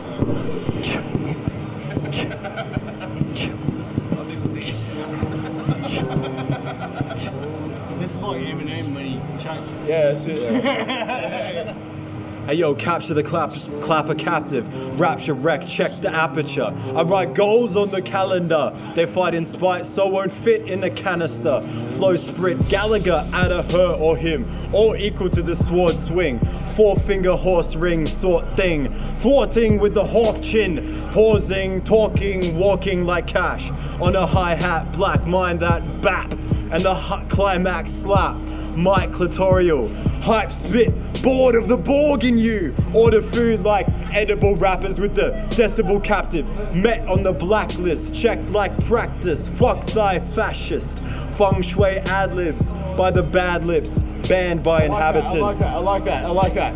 And look, I was always on the blacklist, another captive, a pharmacist ready to take the wars like a captive. Every time I take my name to the wall, everybody knows I was appalled them. My dad was like, damn, you disappoint me. I play the guitar, but every time you always...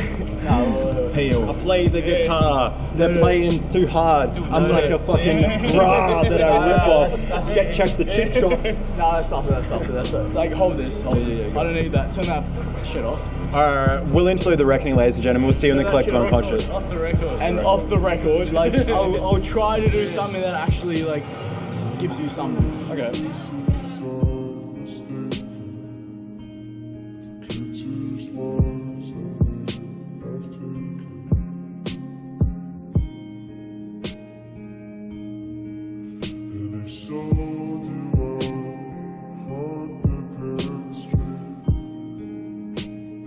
Do you feel like you identify with Pluto a little bit? I do.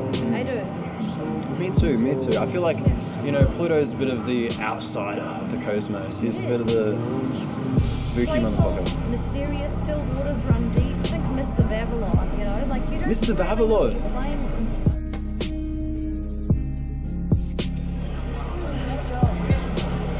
Alright, ladies and gentlemen, we are speculating about a cardboard tag on this man's wrist with a number 33 on it. My favourite number, actually. Now, where did you find this number?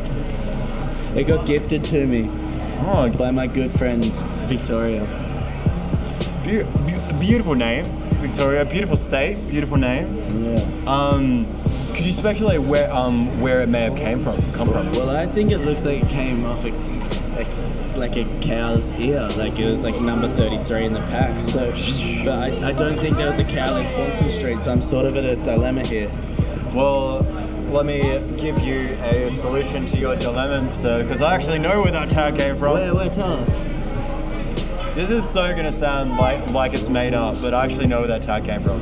Yeah, and I've done the fact checking. It came from my bag. Your bag? Because I was at Cherry Bar tonight, and they had to put that tag on my bag, and I stopped here earlier to get my microphone out of my bag, and that fell off it, and now you're wearing it, and now I'm interviewing you. Synchronicity on the streets of Melbourne, the number 33. 2 3s. Jim Carrey was onto something, ladies and gentlemen. Did you see that movie, The Number 23 with Jim Carrey? You know, 3 plus 3 equals 6, which is true. One of my friend's favourite numbers. Why is that his favourite number? I think it's her favourite number. Is she a Luciferian? I think so, and I think... Ooh, I want to interview her. I think it's 3 plus 3 is 6, and then 3 6s, you know, it's all sort of thing correlated. It's all 3s, ladies and gentlemen. So, do you reckon that Pluto is a planet? Oh, I mean, like, I feel sorry for it, but I guess if it's that small, I'm sure the scientists know, right? It's pretty tiny, isn't it? Yeah. But the scientists keep changing their mind, it seems. It's changed about 4 or 5 times, I think. I reckon 3 times. Something like that, maybe. Yeah. What do you reckon? What does your heart say? Oh, look, I'm probably just being a bit charitable here, and I really want Pluto to... I want Pluto. Oh, dude, I have to interview the B guy. Come with for a sec. Be my co-host. Yo, B man, do you want to drop some gems to the collective unconscious of Melbourne? So what? Is Pluto a planet? Do you reckon Pluto's a planet? It should be. Yes, right? And people are marginalizing Pluto, I think, in the galaxy. They ostracize him, shun him and shit as the outsider. Why do you reckon people want to diss Pluto? Why do they diss Pluto? Yeah. Because it's not circular. It's not true! It's not true, ladies and gentlemen! It's because it's not Why don't you reckon it's a planet, sir? We can flick Kuiper Belt. It should Kuiper be. Belt, ladies and gentlemen. Hashtag Kuiper! Do you reckon Pluto's maybe feng shuiing on the next level of jazz consciousness, and that ideal judges you, so you want to bring him down? What you really want to ask yourself is, do you want to entertain yourself with the opinion of bees? If it's in the sun's gravitational pull, bees can be entertaining, possibly, if you have enough of them. You can like orchestrate them into like a symphony. Is that what you dressed as a bee? Because bees Oh yeah, the bee, right? I do want to know what the bee has to say. This is my co-host right here. This is my co-host. Good evening. Representing on the streets of Melbourne. So why are you dressed as a bee, sir? Partly because I'm a hobby beekeeper, partly because it's my bucks now. You heard it here first. Partly because it's your what? I'm a hobby beekeeper. Hobby beekeeper, and partly because it's my bucks night. It's your Bucks night, Bucks night. I'm giving away my life in 3 weeks. Giving away your life, ladies Don't and be like gentlemen. that. You're bonding with the person of your dreams. You're making a commitment, a bee commitment. Your fingers, man. Yeah. Multiple fractures. Be really Skateboarding. good commitment. Yeah, that's what I'm giving skateboarding it away. It's a write-off. Still use it, man. Fuck yeah, It's fuck a yeah, I'm a write-off. soldier. You look beautiful. Thank you. That is my life for the night. I've been saying so to all the ladies. What a charmer, what a When she's wearing charmer. flowers, you know what to do. You know the rules. Let's keep it PG. We've got young listeners Come here. on. Pollination at the reckoning, ladies and gentlemen. You're in year 7. For real, ladies and gentlemen. Hormones are real. Hormones are making girls go to puberty a lot younger. Pheromones. What the and pheromones? What's up with that shit? That's weird. What score did you get on most of your tests at high school? 7. In high school. 23. Nah, I can't say that. I got A's. That came off my bag, by the way. Before I met him. He just found it. It came off my bag. Yeah. Where do you think, Mr. B, where do you think this came from, this 33 tab? It's a question of the night. That was the number that they gave what me is it? to put my bag in the locker at Cherry last night. Okay. I went to Cherry. That looks to me. I just throw my shoes away. You threw your shoes away? Yeah. Why Right. throw your shoes away? Nailed it. Ding, ding, ding, ding, ding. 10 points all round. Were you wearing high heels? Yeah, always. Yeah, well, you pretty much just Yeah, well, they get a bit hard That's all now, there you is. know. I wasn't wearing high heels. Oh, You gotta well, train I for that wrote shit. 33 on a You gotta thing fucking and then train to wear high heels. I have a lot of respect for women that wear high heels, man. That's fucking suffering for your beauty. You know what? My motorbike boots and high heels. And after I wear them and drive, I'm not I sure. can't- I'm just co-host can't for walk it. I tonight. don't know how people do it. Hey, we found a champion. Ready to go? Says on, I'm gonna take this Bumblebee. Yeah, it's a pleasure, brother. A pleasure. Have a good night. Final thoughts to drop to the collective unconscious of Melbourne. If it's I not like on, turtles. it's not on. What? I like turtles. I like turtles too. So you heard it here Stay on safe. Fox FM. Fox FM. Stay safe. Beautiful, ladies and Kidding, gentlemen. public See you radio, later. represent. This guy's full of it. Let's give him some stuff. Yeah, brother. Do you reckon Pluto's a planet? Do I reckon Plato's a cunt? Yes. Yes. Do you think that Plato is a cunt? I don't know. I feel like he caved to a lot of pressure. Well, yeah, maybe it did. Broad of expectations. It's a philosophical community. And Why it's an illusion, do you not think? Yeah, absolutely. You just got to leave that caving sensation Holy into the real shit. world, I think. You are burning, sir. You're casting some shadows onto the cave of the podcast, man. Look, I don't want to make a big deal out of it, but we're genuinely questioning the pillars of Western philosophy. Let's do on it. Swanston Street. I want to question a pillar. Yeah, but I want to get the most pillar Western perspective. people are atheists, so I'll give them that. You know. Most I'm not people, a atheist. most people are atheists. Do you reckon? Where's the betheist? Atheist. The Prometheus Betheist, ladies and gentlemen. Beastiest bee. The beastiest boy of bees in the world. This motherfucker is representing. I can't stand Wait, it. what was the Yeah, other no, one? it's black. I'ma set it straight. This water gate. It's a Beastie Boys, you know. Oh yeah, Beastie yeah. Boys. Who was actually being asked if they were a cunt? You're gonna fight for your right. No, we said, do you think Pluto is a planet? Oh. Yeah, it's a bit wrong there. I'm gonna say that I don't have an opinion on it. By the way, we're not No opinion? going home. We're going back here. Huh? We're going back here. But let's. You're into the philosophers, right? Do you ever read much of Carl on to that. Jung, Nietzsche, all those guys? I've read a bit of Jung and a bit of Nietzsche. Thus woke Zarathustra is the shit, ladies and gentlemen. The genealogy of morals is up there as well. Oh, I haven't heard that one. Is that like Nietzsche? Yeah. Cool. But Sounds it's- like a. Oh, on the beyond good and evil kind of tip a little bit? Yeah, it came before it where he traced morality back to like slave morality and, you know, this sort of like Christian sort of idea of obedience and such. And how it's like the, what is it called? It's the conspiracy of the week, as I think Callicles said. The conspiracy of the week, yeah, please continue. See, I'm more about the conspiracy of the month. I subscribe to that theory. Dropping plugs, ladies and gentlemen. You heard it here first. Plug one on the streets of Melbourne. Now, do you believe in aliens? Do I believe in aliens? Yeah. Well, what I really want to know is, do aliens believe in us? Because I've heard a theory. I've heard a theory that they haven't yet made contact because they don't deem us worthy. However, I feel like I would like to think that they're watching us with genuine optimism that we will one day achieve a point where we're comparable in some manner. So do you reckon they know of us, like they've infiltrated our society in some way? Hey, we're no David Icke here. There's no reptilians controlling the Bilderberg group that thus controls the New World Order. Maybe a lizard is on top of the pyramid, man. Man, if you can prove to me right now that you're a lizard, I'll change my mind. But I'm probably going to revert to science. I'm going to prove it. Are you ready? Okay. Don't look. This is a bit obscene. Okay, so I'll close my eyes and you prove it while I'm not looking.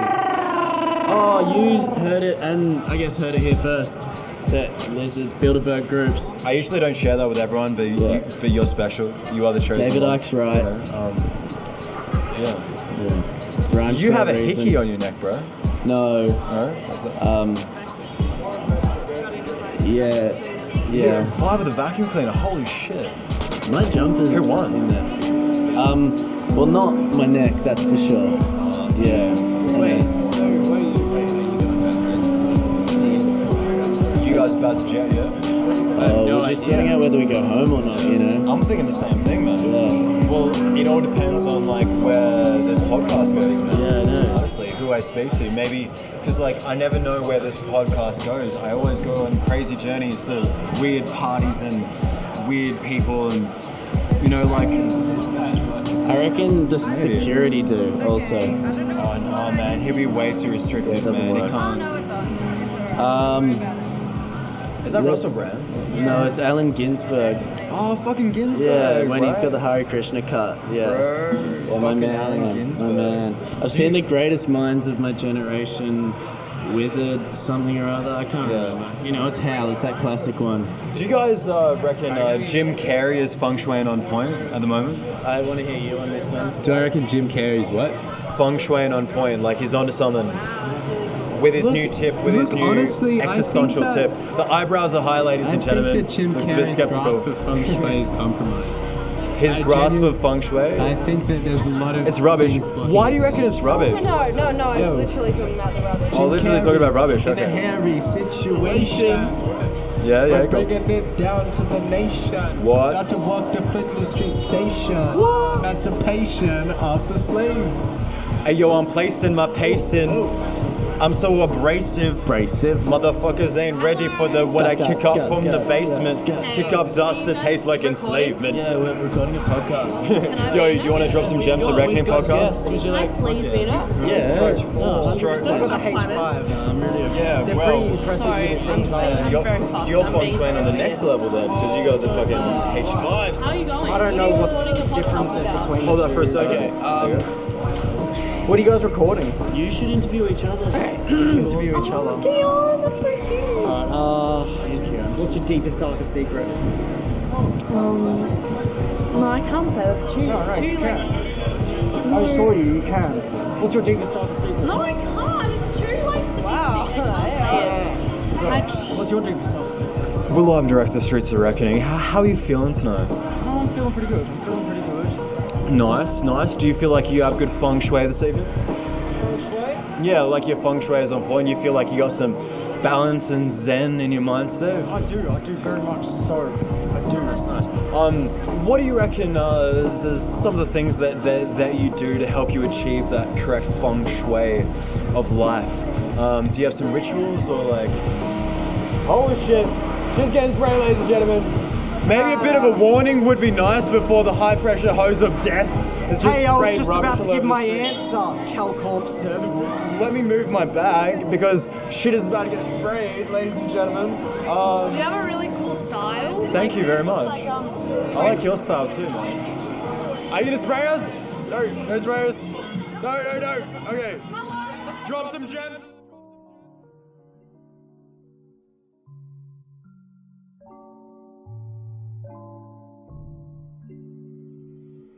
Let's suppose that you were able every night to dream any dream you wanted to dream. And that you could, for example, have the power within one night to dream 75 years of time. What the fuck is up, Melbourne Live Director, The Reckoning? How have you been? How have you been in your life? Yeah, pretty good. You feel like you're feng shuiing on point this evening? Yeah, there's feng shui, there's zen happening, yeah. Beautiful. It's all happening, yeah. I see that you are facing the east, so good on you.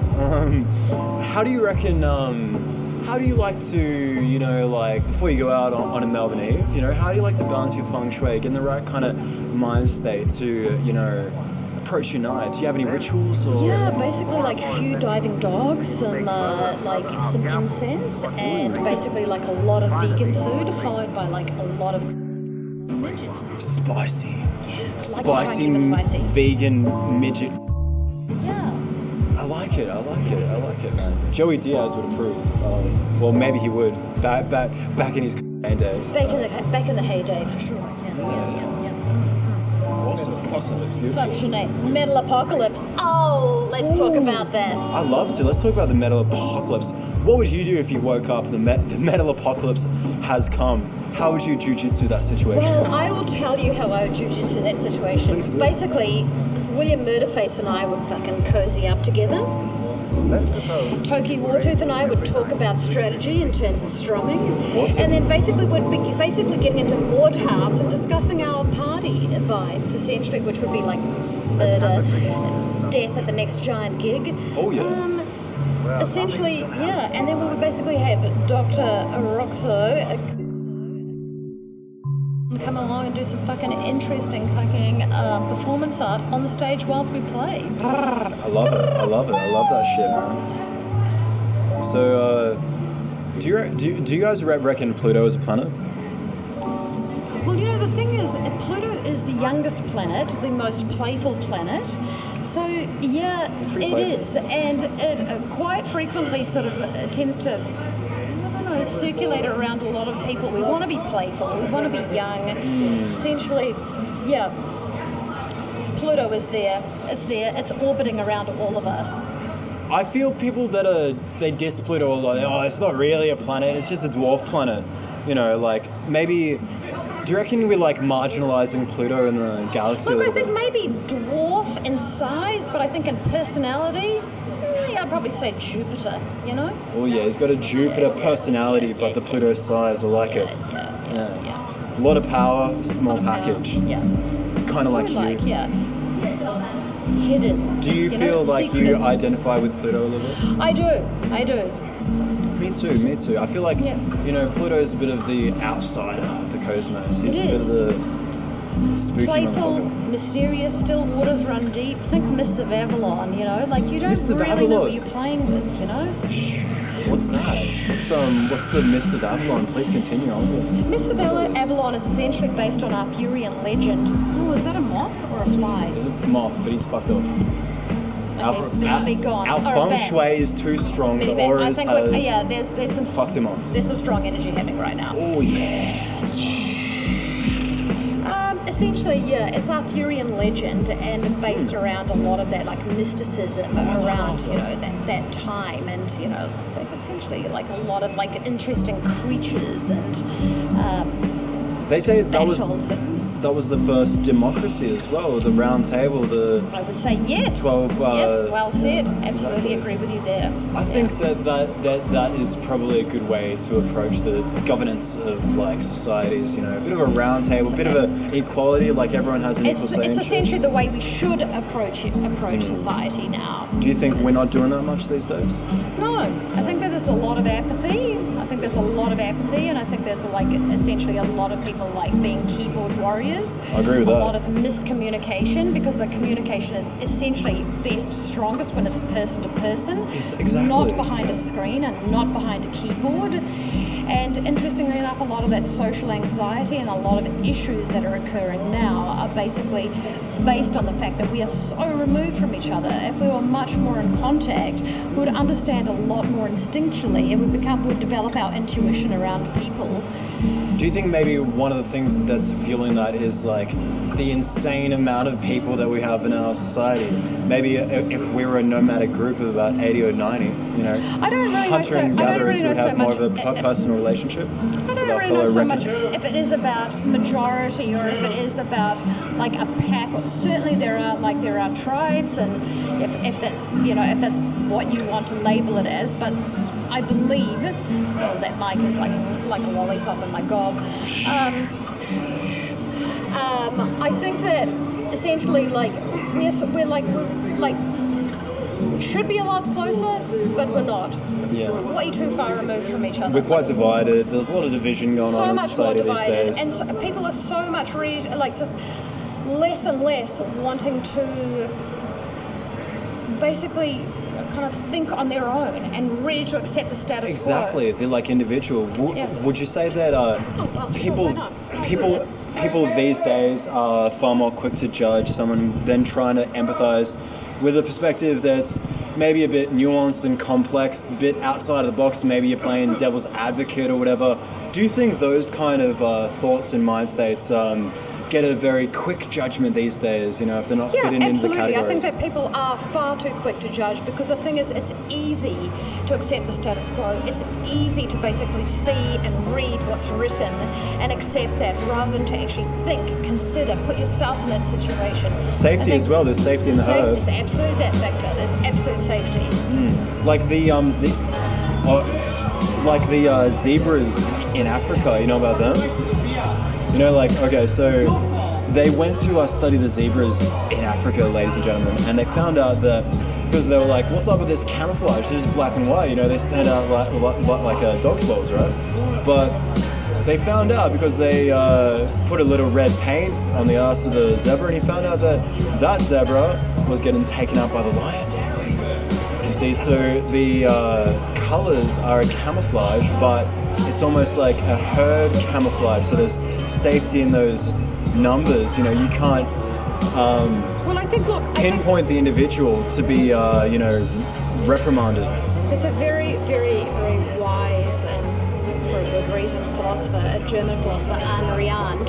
Yeah. And essentially, we do, the default is to basically, to stick with the tribe, to stick with the herd, and if there is a lame one, we will step away from them. And it is very much about the survival of the fittest. It's as simple as that. Read Ayn Rand, life will change. Read The Subtle Art of Not Giving a Fuck, and your life will change even further. Mark Manson, 100%.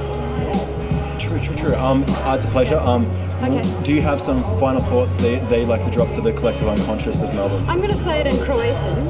Ludost je sloboda, živeli. Beautiful. And what does that mean? Madness is freedom. I love it. It's true. Like Alice in Wonderland says, you know, what's the quote? It's like, some people are a bit mad, but they're the best ones, you know? Absolutely, because if you're going to be hemmed in on something, if you're going to be hemmed into something, you're already stuck. Yes, you're a serf. You've enslaved yourself. Be true to your individuality. I agree. Preaching to the fucking choir. Enjoy yourself. Thank you. Have a good one. Peace. Check us out on YouTube, The Reckoner. Have a good one.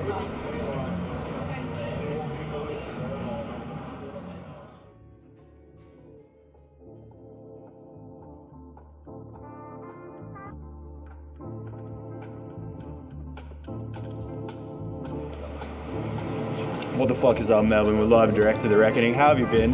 How are you going? How's your feng shui tonight, sir? Feng shui's good. Oh yeah, nice feng shui. Now, when you go out on a Melbourne Eve, what do? Do you have some kind of rituals to get the correct kind of mind state, balance feng shui correctly on point to attack the Melbourne night like a savage? Nothing, just no thing and just go. No. You're already there. You're already there in your sleep. I don't know, like a little bit, you know. I mean, what do you do? You wake up, you have a shower. Yep. It's a good one. Then, you know, I guess if you're having a big night, you just want to try and get smashed as much as you can at home so you don't have to pay the exorbitant prices that Melbourne has to offer. Yeah. And then go out, get wasted, get blackout, fucking, you know, come home, you know, all embarrassed and shit, spill wine everywhere, and then, you know, pass out and you're in shit. Could you imagine if there was a bar in Melbourne, like Cherry, that had BYO? You just bring your own alcohol? It would be like the most biggest fucking bar in Melbourne. Are we even allowed to do that with the Melbourne laws? I don't know, man. Yeah, I don't think you are, but it would be pretty cool. What do you reckon, Nathan? You hear that, Abbott? Get onto it. I think that it'd probably just get too loose, wouldn't it? I mean, Shit.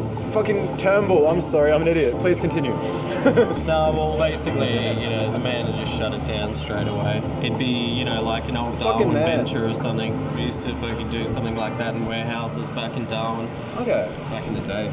But, you know, that also gets shut down as well, even when you're trying to, like, you know, do it real sort of, like, legit and everything. You get your license, all that sort of stuff. You They sell still some wanna fuck with alcohol you. there, but, you know, we're not fucking patrolling and policing to see if people are going to bring booze in, so everyone just sneaks it in and stuff. And cunts in Darwin, eh? you know, it's fucking not too bad, man. Yeah, well, it's good. It's got a nice fucking, I don't know, what would the vibe be in Darwin? Shithouse. A nice shithouse vibe. Yeah, totally.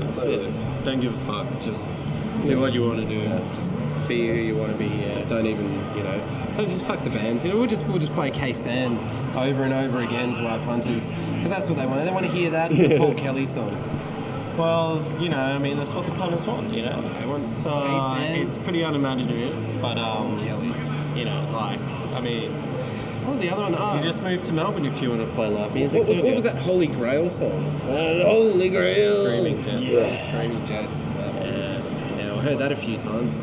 Yeah, well, I think maybe it's like that fucking, what's that band, The Axis of Awesome, they do that song, the 4-chord song, where they show, like, all the most popular music all that has the same 4-chord progressions. Oh, yeah. So maybe there's something, you know, deeply entrenched in our psyche that responds to that kind of music in a way. Well, there is. It's familiarity. It's one of the things that producers try and do when they're recording music, you know, incorporate that familiarity into music. And it's been done since Mozart, man. True, but I guess like the really good music has the correct kind of balance between that order and chaos. Correct. You know, you get a feng shui on point. Well, so you listen to, I guess, some really hardcore jazz. That's like the total opposite end of that, and that's all chaos, but it's all ordered. But it's ordered chaos. You know, but like they're like on the tip on jazz, like on the tip of the ether. You know, they just reach into the complete unconscious. Depends. I think a lot of bands, are either too basic or try and do too much with their music. True. It's like they're too orderly or too chaotic. But that's the thing. You have to do so much. You have to practice and fucking do all that shit and play gigs to try and find that balance, so you know what people like, because that's how you fucking do it, I suppose. That's true, man. That's true. Do you ever like play certain music to get yourself in a particular mind state, to get your psyche in a particular feng shui to handle a particular task, or you know, like? Absolutely. Yeah, man. Just utilize music for what it does, and you know what it does for you in particular, man. Like I use different types of music all the time. Maybe that can be used as therapy. You know, because I mean, we talk all this stuff about, you know, like there's a lot of mental illness in Melbourne these days. People are going through a lot of shit. Perhaps maybe music could be a bit of a solution to these issues that we're facing. Yeah, man. Use music to, like, you know, treat and counteract your anxiety. Fuck yeah, man. If you're depressed and anxious, buy a bass guitar, ladies and gentlemen. Yeah, but like, you know, it's weird. Like, you know, if I didn't play music, like this guy's in my band as well. Oh, do a plug for your band, bro. Yeah, the Palmer Slum. We just played here tonight. What, sorry? Palmer Slum. Palmer Slum? Yeah, Palmer Slum. Cool name, man. What's the meaning behind that? We grew up in Darwin, right? Palmerston's like, it's really kind of, I don't know, it's where we native often grew up there. I grew up like a little bit further out, but I used to come there all the time. And, it's Palmerston's like shithole, like fucking, kind of lower class, and it's kind of cool though because it's like so dingy and grimy, and it's like that shit. Suburban fucking boredom, like fucking. Imagine like that's where you get a lot of the angst kind of like builds when you have a very, boring society. You get anxious. You get this angst, this butterflies in the belly. You feel like you just want to. Well, me personally, because I grew up in a small town too, so I felt that, man. It was like a lot of people acting and looking and talking the same and thinking the same. It makes you feel like you want to break out of it and make something new. Maybe a bit too much order. Maybe you could use a dose of chaos. Just the mediocrity that gets to me. It's the same old fucking thing, isn't it? It's the lack of imagination. How people are just kind of Lack of the happy individual. to just fucking, follow the current. Even though it's just gonna fucking dump you with like 3 kids and a fucking mortgage and some shoes. Next thing you know, you're fucking spending the weekend looking for shoes at fucking Palmerston shopping. But society told me this would make me happy, bro. I don't know. Yeah, I mean, Well, people find that themselves in that situation a lot, eh? And the modern society vilifies people that go against that. True. Don't they? Some groups, but the thing is, these days in society, I think people have this idea that, it's a bit one-sided, like there's only one marginalized group, there's only one ostracized, shunned member of society, rather than seeing that more accurately, I believe, is the fact that groups ostracize and shun the devil of their particular group, whatever that is, and if people within the group, the individuals, are a bit more, shall we say, sociopathic, tall poppy syndrome, maybe they suffer from the syndrome, they like to do that a lot more often, ostracize and shun, and they're quick to see people as the devil, the amalgam of the devil of their group. Do you notice that going on? Do you know why that is? Yeah, why is that, man? Because humans work in a pack mentality. And that's what we're hardwired in. That's what's hardwired into our brains. True. And unfortunately, it's like the larger group will always win. You look at the minorities, like the black people, especially in the States, or like, ethnic or whatever. Some places they're a minority, some places they're not. It becomes an us against them thing because of that pack mentality, hardwiring thing, and so many people like subconsciously fucking feel that. Tribalism. It's tribalism, but and people don't know why they feel a certain way. Yeah.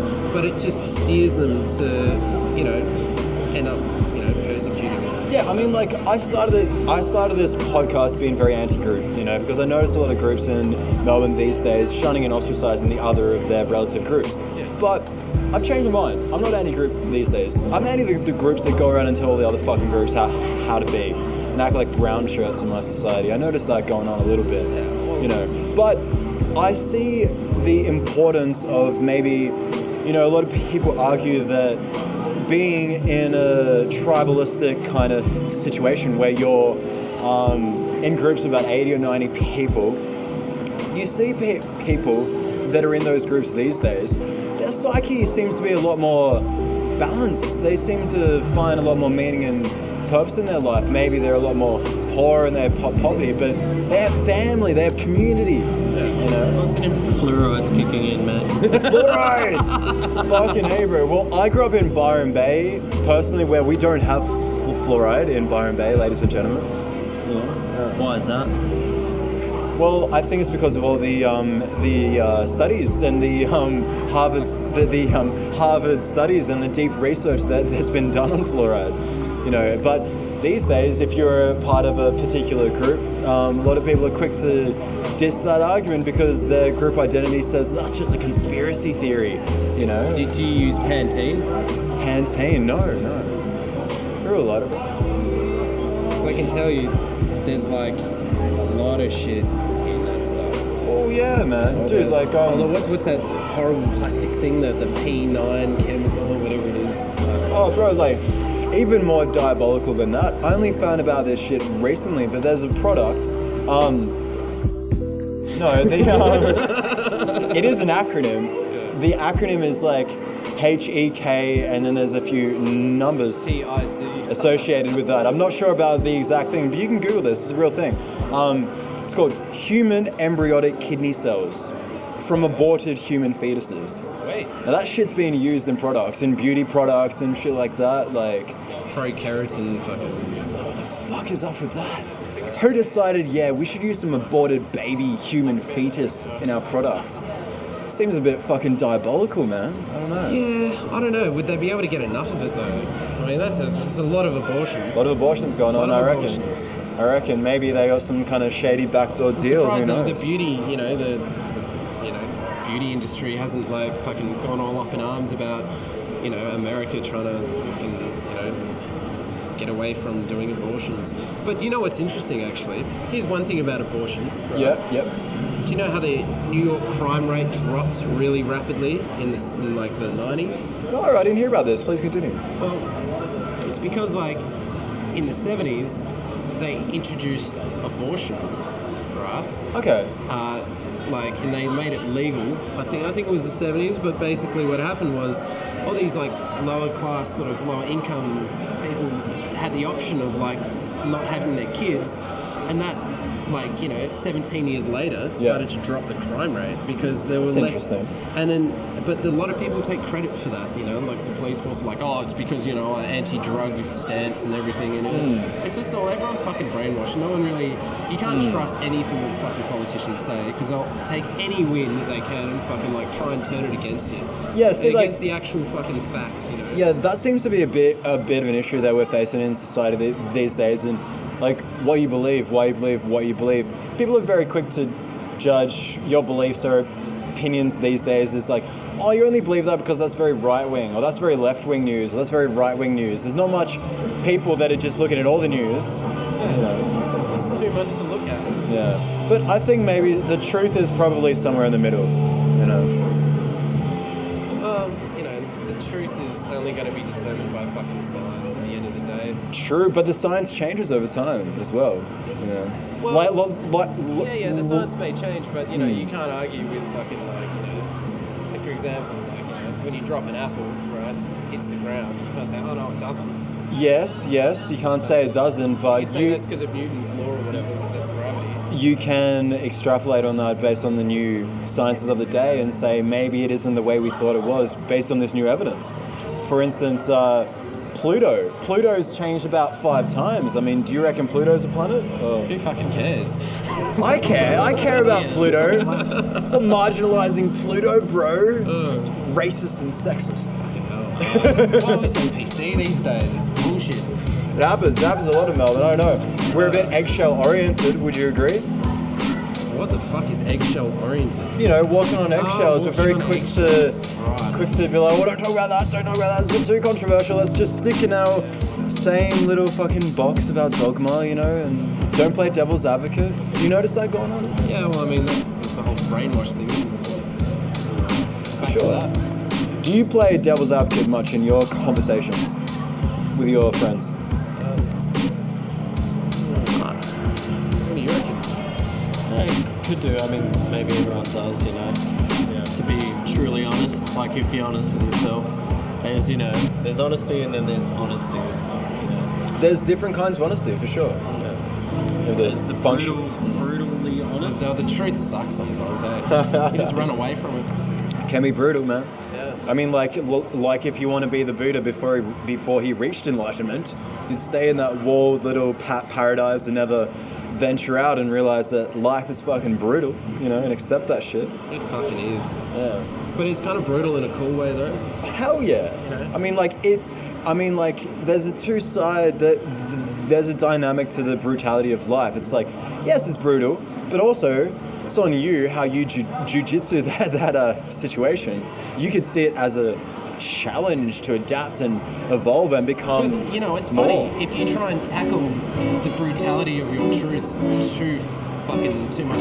too head on, then the truth will fuck you, man. True. And if you have to moderate, Order and chaos. You need to get the right balance. Order and chaos. You get the right balance, and then I think that it's impossible to do that 100% balance. Oh yeah, 50. nobody's perfect. No fucking triumph without challenge, mate. Yeah, but I don't know. It depends. You can choose to, fucking try and enlighten others around you, or you just like focus on yourself? Like, you know, that's the hard part. I mean, you know, everyone's always wanting to, you know, like share a belief with other people, you know, and if that requires enforcing it or, you know, persuading it sort of thing. But yeah, I'm very much personally just like a do your own thing kind of a guy. Even if I believe something, I don't believe that anyone gives a fuck enough to actually really want to do the same thing as everyone else. Sure, but I think, you know, there's a difference that people can approach this situation. You can either approach it saying, you know, this is my belief, and be very absolute and judgmental about it, perhaps, you know, and say it towards other people. Exactly. About saying, no, this is my belief. You need to, because I'm right. Yeah, exactly. Yeah. Or you can approach the situation like fucking Socrates and use the Socratic method and be like, this is what I reckon, and this is why I reckon what I reckon. You know, and I don't know the absolute truth, but what do you reckon? This is what I'm trying to encourage in Melbourne. You know. Yeah, I reckon. Bit of open discussion. Well, look, when it comes to the truth, does it really matter? Well, I think that, like you said before, there's different levels of honesty. I think there's different levels of truth as well. Like, you have functional truths, you know, and that might not be the absolute truth, but you need to know some functional truths if you want to build a bridge, you know, build a building, stuff like that, you know. Yeah, I don't know, man. I think that you can live in a fucking fantasy land and do absolutely fine. You think so? I think so. I think you can. But how about if you're living in that fantasy and some other information exists that would benefit you if you were to adapt and evolve to it, but you're blind to that because you're living in the fantasy. Do you reckon it could you wouldn't do you negative? Oh yeah, of course it would. Okay. But it's still possible. Yeah. That's accepting the truth about that situation. Okay. But you can still be in that fantasy land. Yeah. Well, where you know, you understand that there are other truths out there, but you just choose to believe in your own truths because you know, you're an asshole. Do you think it's like would be psychologically more healthy to adapt and change your beliefs over time based on the new experiences and information you have? Because it depends on what you want out of life, doesn't it? It does. But I guess if you hypothetically speaking, you want a balanced and healthy psyche, you know. Yeah, well then do that. But if you know that not having that, you think it's going to benefit you more, well then just ignore everything and just like... Exactly. It depends on the ideal. You know, if you don't care about, you know, reality or anything like that, you can live in your fantasy for sure. Well, here's the truth. If you get like a parking fine or a tram fine, you're going to pay it? Me, personally? Yeah. Maybe. And why? It would depend on a lot of factors. What would the main factor be? What reprimand I will face if I don't. Exactly. So you're already lying to yourself. How am I lying to myself? There is no reprimand. For not paying fines? Fuck no. Nah, there is, bro. You know, like, for instance, if you want to travel outside of the country, you know, they can... No, man, this is real. Like, my mother once tried to leave the country, and she had all these unpaid fines from like 20 years ago, and that's all on record, and they were like, nope, sorry, you can't leave till you pay these fines. You know? Oh no. That's the bureaucracy of Melbourne, ladies and gentlemen. Yeah, that's the truth. Oh, I'll just live outside that now. Yeah, right. There you go. Yeah, but you got to deal with it eventually. That devil's going to get a pop up and say, oh, sorry, sir, you can't leave the country until you pay these fines. You know. I'd like to see them try. I'll fucking make my own plane. Make your own plane. That's right. You can representing with the Wright brothers here in the streets of Melbourne, man. Get on a boat, turn up in a, you know, first world country, get put in an asylum fucking detention center for like 30 years. Yeah, sounds like a great fucking inspiration there. You get a lot of material. There you go. That's it. Pay your fines, guys. Pay your fines, Melbourne. Mortgage brokers of the soul. That's right. We've got a song called Mortgage Brokers of the Soul. Do you? Yeah. Fuck yeah, that's a good name for a song. Check it out. We actually released a video. Yeah, well, I will check out your music now. How would you describe your music? Like, what kind of grungy, like punky, grungy. Nice. So I'm very punky as well. That's kind of like my spirit. Like I rap myself as very, you know, like Rage Against the Machine, kind of angsty, punky kind of rap. Look up Drainer. Drainer on okay. YouTube, Palmer Slum. Yeah, fucking that's cool. We just did a clip. This guy, it's all green screen with like us where we grew up actually in Darwin. Oh yeah. Yeah, it's all like fucking like Darwin footage and old school Darwin TV and like iced coffees. And, you know, beautiful. Yeah. Cheese and iced coffees, ladies and gentlemen. That's how we represent on the reckoning. So when you play music, man, what do you reckon is the driving force that pushed you to pursue music in your life? Oh, the fact that it fucking like just makes you feel good. I don't know, like I don't know, fucking when you're feeling like shit and you just feel frustrated, bored, or like you know, just like fucking sexual frustration. It's like everything, you know. And then when you fucking play, all of that disappears, and then you're just like fucking like flying on a different plane, and it just like lets you fucking go. Would you say it kind of like lessens your ego when you're playing a little bit? You kind of get outside of your own head in a way? I don't know. I think I turned into an alter ego. Oh, it's like an alter ego. Yeah, when I'm up there, like so it's like so it's a different kind of facet of your ego. It allows me to get outside and just be a different person for a while. You know? Cool. Yeah. Well, and someone who doesn't like fucking feel like shit all the time. Like, this is what I normally feel like. Destrans last week did actually say something a lot like that as well. That the lead singer Matt, I believe, was saying that when he's on stage, it's like it's not really him; it's like stage him.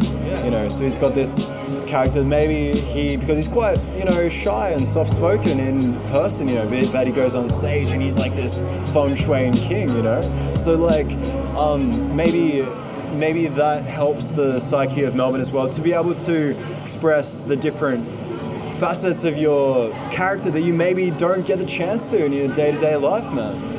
Yeah, it's all about expanding your consciousness, isn't it, man? Because we're all fucking like playing. Yeah. You don't want to get too mundane, your day-to-day, 9 to 5. It's like the cheese grater on the soul, slowly grating away. It's eating you. Yeah. You need to find an outlet. You got to find that something in your life, whatever it is, that allows you to fucking get outside that, man. Because doing that enough, man, no work, no play makes Jack a dull boy, right? Although, like, on the other side of it, doing too much of that also can be like a bad thing. Comes back to the order and chaos. Right? You got to find your balance, Melbourne. Oh, you got no filters? I do have filters actually, bro. It's in my bag. I'll grab some. But we'll interlude this anyway because I want to go grab some filters and see this band. But before I go, do you have some final thoughts that you'd like to drop to the collective unconscious of Melbourne? Just imagine your thoughts, your ideas broadcast to the minds of Melbourne. You have like a prominent kind of thing you'd like to share to them? Don't pay too much attention. Get yourself a hobby. Ignorance is bliss, ladies and gentlemen. We will see you in the collective unconscious, Melbourne.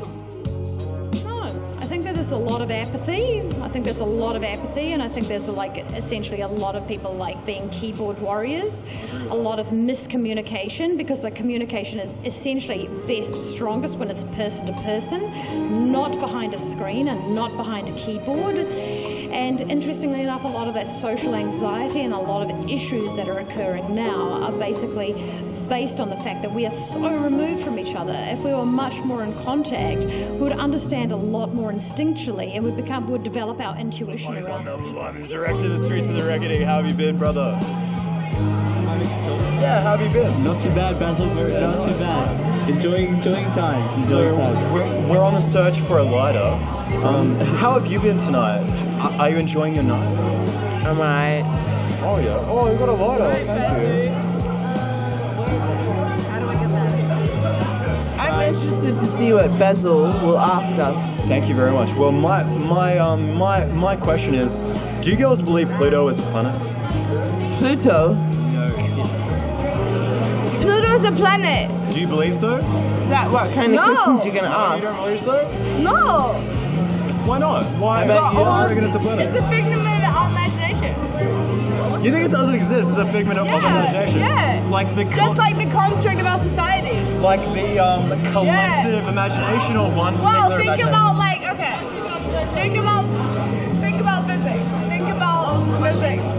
We're Pluto is talking a about planet? Pluto. Do you believe Pluto is a planet? Yes. Yeah, you believe? Well done. Well done. Yeah. I actually like you. I What was do. your name, sorry? Chanel. Chanel? What is Chanel. this? Why People is like to diss Pluto, podcast. don't they? They like to marginalize Pluto. He's not a real planet, he's just a dwarf planet, right? Why would they do that? I don't know, man. Maybe they like to project their own identities onto Pluto, who knows? I believe I'm so connected to the Earth and the planets, and like I'm really like 432 hertz, ladies and gentlemen. Yeah, represent What is the this? Earth frequency. What are we Podcast. Well, this is a podcast. And no one's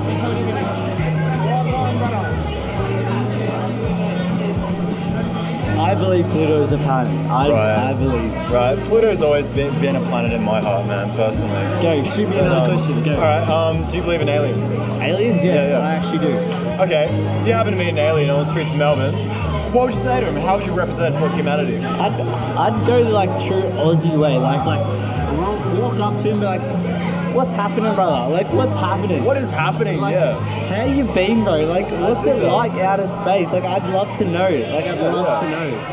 I like that too, brother. So you kind of like, what do you reckon where you're at? You know, like, can you What do you reckon? Yeah, what do you reckon? What do you reckon, aliens? This is what I want to know, man. Okay.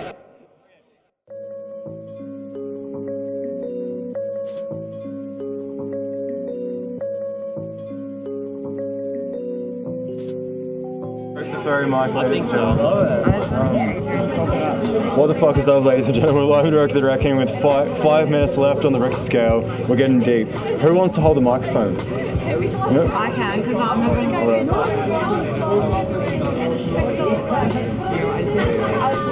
What have you been reckoning? What have you been reckoning about lately, Melbourne? I've got no idea. What's been prominent in your mind? Prominent in my mind is what we're actually going to do with the night. That's been a key factor. Maybe we should consult like fate. Do we have some like bones we can throw or something, or some tarot cards? What's been happening? What do you reckon? Well, I've been thinking about how gender works on TV. Gender? Yeah. Gender works. Yeah, how it works on TV. Please elaborate. Like, what are men allowed to get away with? What are women allowed to get away with? Who are these people that allow these allowers to allow for them in the first place? I don't know about you, but I'm gonna do what the fuck I'm gonna do anyway, regardless. Yeah, I think that's like a really kind of like great idea in theory, but in practice, I think there's like a way bigger machine that we're all running inside the cogs of that we're not even really aware The Borg of. assimilation, what do you reckon? Have you noticed that going on in Melbourne these days? People acting the same, talking the same, looking the same, thinking the same. Have you noticed this? I think it's even bigger than that. I think it's way bigger than that. I think it's kind of like something that you're a part of, and then someone kind of draws attention to that, and you're like, oh, I'll be hanging around. how did I get here? That makes me feel kind of sick. Sorry, man, I missed that. We were saying some goodbyes. Please. No, just more that like I don't think it's as small as subculture as Melbourne does this or Melbourne does that. It's more kind of like, I'm just talking from your own personal experience. That's all I'm kind of like. yeah, no, totally, like Because we can't extrapolate to the whole of Melbourne. We don't know that shit. no, of course, and finding yourself in a situation and wondering why you're thinking or feeling that when you weren't even aware that you were. Self-analysis. I like it. Yeah. Like Carl yeah, Jung. I think it is. Jungian psychology. Do you girls ever read much Carl Jung at all? I love Jung. Psychodynamic. Yin yang motherfucker. Yeah. I don't know, I don't think you even need to be like reading Jung to be able to comment on the state of affairs. You know, but let her speak though, also. She has such great things to say, so let her What go. do you think about the benefits of learning about psychology? How your own mind operates? What do you reckon? Did you ever look into that much, or? Did I ever look into psychology? I don't know. I think that it's a valid form of study, but am I interested in how my own mind works? Yeah. Yes, I am. Am I interested in dissecting that with you right now. Maybe not. Okay, so you don't want to talk about why you reckon what you reckon, kind of like. I do want to talk to you about why I reckon what I reckon, but it's more based on my point of view about things rather than my psychology. If you want to like draw deeper meaning from what I reckon to my psychology, that's up to you. But I'm not particularly interested in psychoanalyzing myself on your show. Of course, I understand about that. I'm not going to psychoanalyze you in the sense like I don't believe in judging people and saying you are that as an absolute. I believe in reckoning, hence the reckoning. I go to people and I express what I reckon, what I believe, and why I reckon what I reckon. Kind of like the Socratic method in a way. Were you aware about the Socratic method? Yes. Can I have... May we continue on with your speech about gender in the media? Gender in the media. No. I would actually love to hear more about your formal questioning along. Like, do you start every one of your episodes? Questioning. Or maybe not formal. You can usurp that. But like, totally is it more about like? Do you want to ask us something about what you're reckoning and we respond to that? Is that how this works? Yeah. Okay. Sure. Do you reckon Pluto is a planet? Sure. Do I think it matters? Not really. You don't think it matters? Yeah, it's a planet. Well, it's pretty far away. Maybe it doesn't matter. I mean, like a lot of the New Age people would say, like horoscope-wise and shit. Like if it is a planet or it isn't a planet, doesn't that change all the horoscopes? Like maybe I won't be my star sign anymore. You know. Maybe not. Maybe that doesn't matter. Who knows? I don't really Depends believe. if you're into that stuff. Yeah, I don't really believe in star signs. Really? Yeah. So have you ever looked up your own star sign? Definitely. Do you believe you fit the characteristics of the star sign at all? Or? I believe you can twist them in such a way that I might fit them, but I find it very hard to believe that every single person on planet Earth born on June 30th on 1984 would share the same characteristics as me, culturally, socially, and gender speaking. You personally though, no twist, just your own personal reckoning. Do you reckon you share a lot of the same characteristics? No, I think it's bullshit. Okay. Do you guys reckon these days in Melbourne, people are a lot more quicker to judge people rather than trying to empathize with maybe a nuanced, complex perspective that doesn't really easily fit into the categories of society? I would hope that people are more likely to get to know someone first before they judge them. From your own personal experience, do you notice this happening more so these days? Well, I don't live in Melbourne, so I guess is that the first problem? Where do you live? I live in Sydney. Well, do you notice that in your life in Sydney? No, I think actually people are really kind and really open-minded there. They give you a chance. Beautiful. That's it's a good thing. It's a good thing to do, man. It's a great thing. Because I have noticed from my own personal experience, people are very quick to judge you if you have a kind of devil's advocate demeanor in the sense of like you're a bit of a contrarian. You know, you like to represent all the different sides of the perspectives and the ideology and try to empathize with all sides rather than being strict to your own ideology. You think people are, unkind to you if you're a contrarian? I never mentioned the word unkind, but what I'm saying is maybe they're quick to judge if you have a devil's advocate kind of demeanor. Do you know what I mean by devil's advocate? I do know what you mean by devil's advocate. I think it's a shame if people judge you by having a devil's advocate demeanor. Do you ever have much of a devil's advocate perspective in your conversations? Yeah, definitely. But I think that... It's how you adapt and evolve, right? People appreciate devil's advocate. It's how the conversation grows, man. I think it's how you also grow. Like, what if no one ever gave you perspective? Confronted your personal point of view would never grow at all? Isn't it a good thing? Yeah, if you want to stay in your bubble, you know, if you want to be eggshell oriented. I think it's a good thing if you get confronted. I've spoken to hundreds of people doing this podcast. Sure, I'm sure you have. No, you just notice it in patterns of people, but still, it's only my my own personal experiences. There's a lot of people in Melbourne. I'm just trying to get the other perspectives, you know, share mine and get the others. No, I don't think a devil's advocate is good. Like, I think that having your personal opinion is good for growth, and that's good for your growth as a person. Okay. Do you believe in aliens? I believe it's possible. If you were to meet an alien, streets of Melbourne, you have to meet a plutonium, right? And, you know, for whatever reason, he's here, Melbourne, he's on Smith Street, and Does he look humanoid? Yeah, he looks humanoid, but, you know, you can tell he's got the alien vibe to him. Oh, can you please extrapolate on what the alien vibe means? He's changed himself to be a form that we all can relate to. It's like this beautiful scent in the air. Okay, sure. There's a scent in the air. Okay. Yeah. Sure. Okay. The assimilation is real, ladies and gentlemen. But what would you say to him if you happen to meet him? How would you represent for humanity? What would be, how would you approach him? What would you say?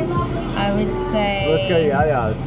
What else is out there, and please tell me that it's good. Drink some cider, ladies and gentlemen. We're going to interlude the reckoning. We'll be back to you momentarily, ladies and gentlemen. We'll see you in the collective unconscious of Melbourne. Goodbye.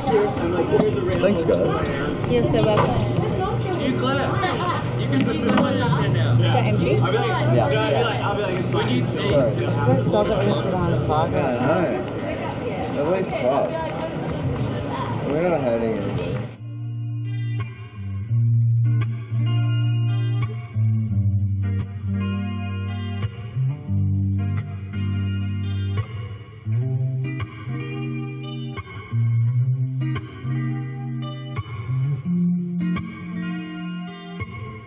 Do you guys believe that aliens exist? Yes! See, she's on my side. I agree, 100%. Where have you met an alien? Do you believe what that planet? aliens exist? Every planet? Or just Every planet. Every planet. You reckon? Yes. We are living in the fourth dimension. Let us sing. Yeah, you want to sing? Go ahead. We are in the fourth dimension. We're getting groovy, ladies and gentlemen. Oh, that's some soul from the deep.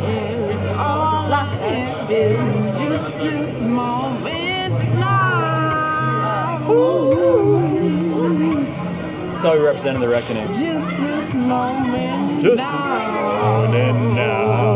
This is racing BeatSave, MiiiKXY. Hey, I can spit some raps if you like. You want to do a rap? Hey, yo. Who can beatbox? We got any beatboxers in the house? Boom. But. Yo. Capture the clapper captive. Rapture wreck. Check the aperture. I write goals on the calendar. They fight in spite, so won't fit in the canister. Flow, spit, Gallagher out of her or him. All equal to the sword swing. 4-finger horse ring, thought thwing, limb. I'm just a laser limb alien. Firewall, tires ball, tiger paw. Go the Tigers. I'm sorry, that was very confusing. I am quite confusing. I do get that. I know I can do better. Yeah, you can spit some fuego. Chuck to the mic. But you guys The green one. record for what? Spit some fuego on the mic. He's doing a Yeah, podcast. why are you... Oh, the podcast. What do you guys think? What's the podcast? It's called The Reckoning. The Reckoning, because I come around the streets of Melbourne and ask people what they reckon about stuff. I love that. Yeah, I love you. You're amazing. You're beautiful. This is how we're fucking representing on the streets of Melbourne, ladies and gentlemen. We're getting down, getting groovy. And that's what it's about. It's all love. It's all love. She's not here from New Zealand. Oh, real? Oh, for real? Yesterday. Represent for New Zealand. Wait, can I just... Yeah, it was so good. I actually loved it. Yeah, go ahead. Hey everybody, my sister BeatSave has just got here from New Zealand. Everybody, listen out for this.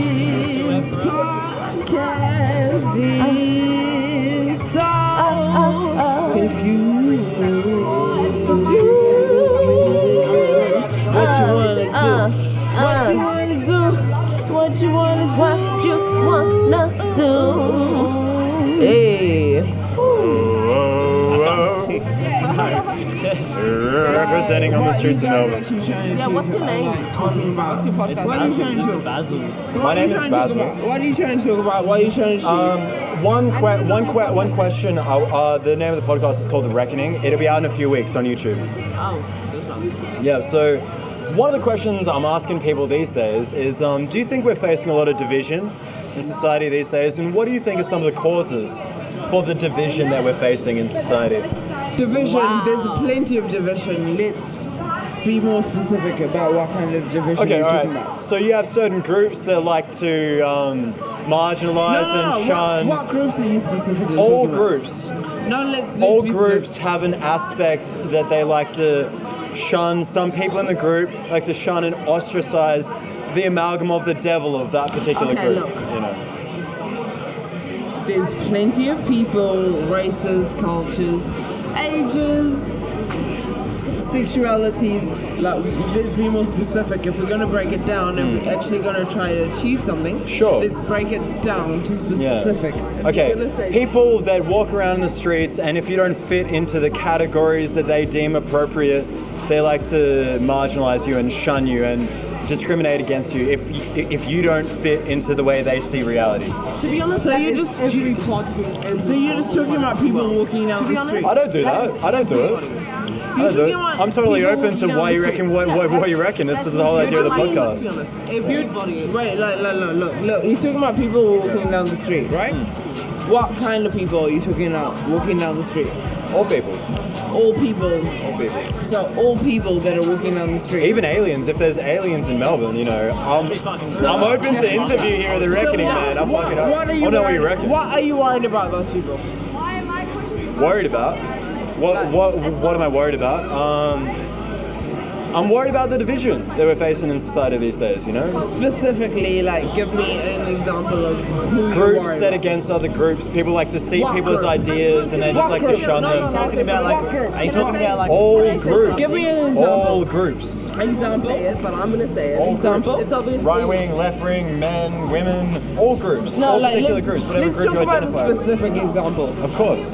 Yeah, like you can't just look about it and speak about and I'll give you example. Specific I'll give you example. example if you like. Okay, Yeah. so there's street preachers on Flinders Street, right?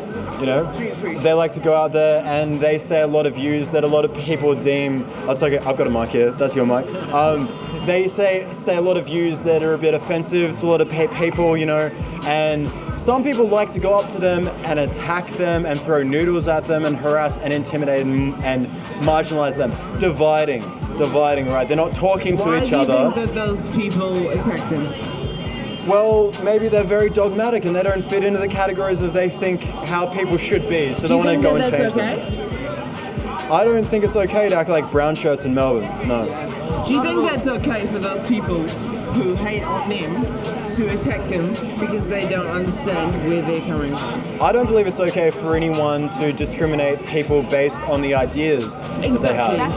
So why do you think that it's okay for those people to attack them? I don't think it's okay. Oh, so those people are attacking those people and they have no idea where they're coming from. They have not given those people the time of day to understand where they're coming from. They're just looking at those people like, you're fucked. You're trying to tell us something They're not that we don't empathizing. understand. Yeah. Why should we believe you? Yeah. Is that okay?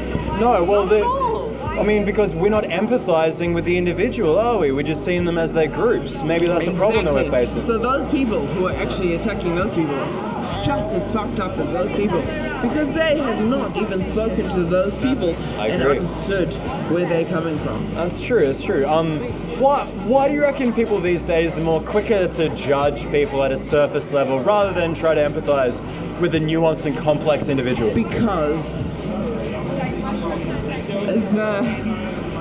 the thing that people actually want to,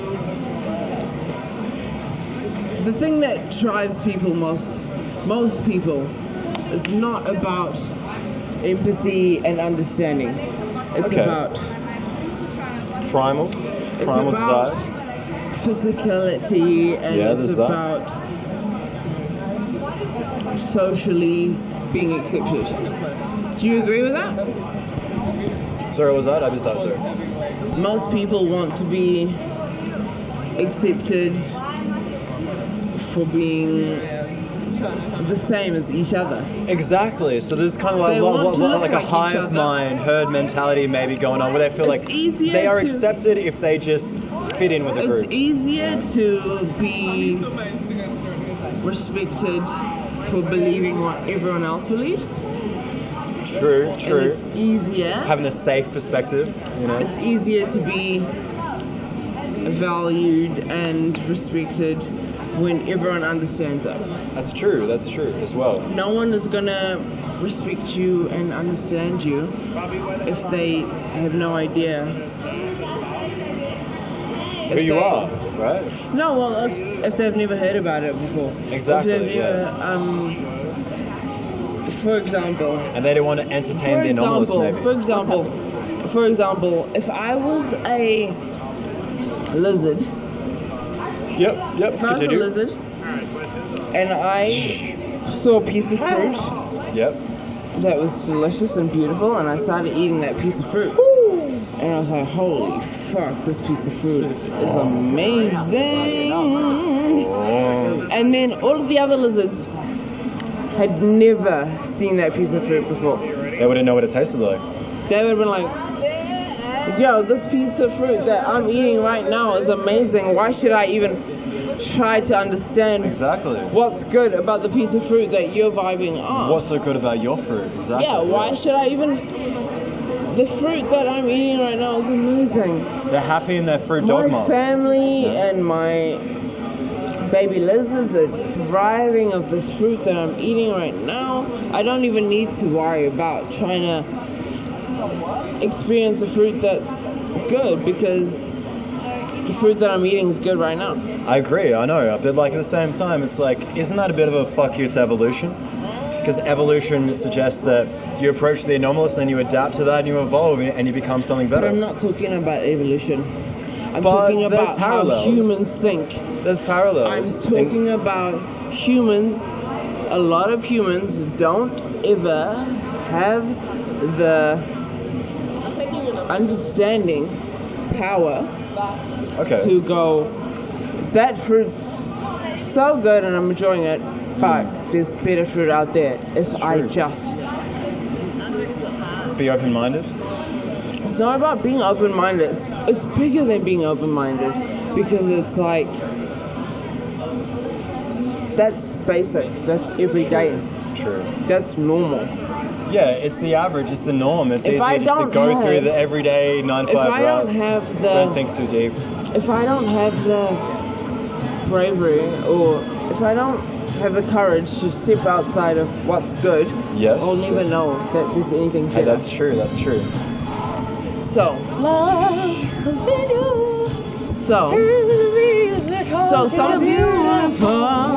something may be good. Something may be good. Something may be good and easy and comfortable, but I'll never know that there's anything better unless Very I much. step outside of what's good and comfortable.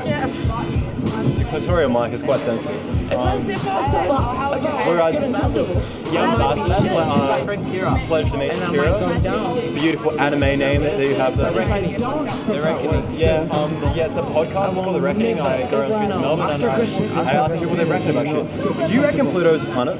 Yeah, why not? And if I don't step out of that, Yeah, why not? Why not exactly? Do you reckon that there's a lot of Pluto hate going on these days? You know, Yeah, there is. They're discriminating against planets. They want to discriminate and marginalise against Pluto, man. What's up with that? I don't know. Well, Maybe perhaps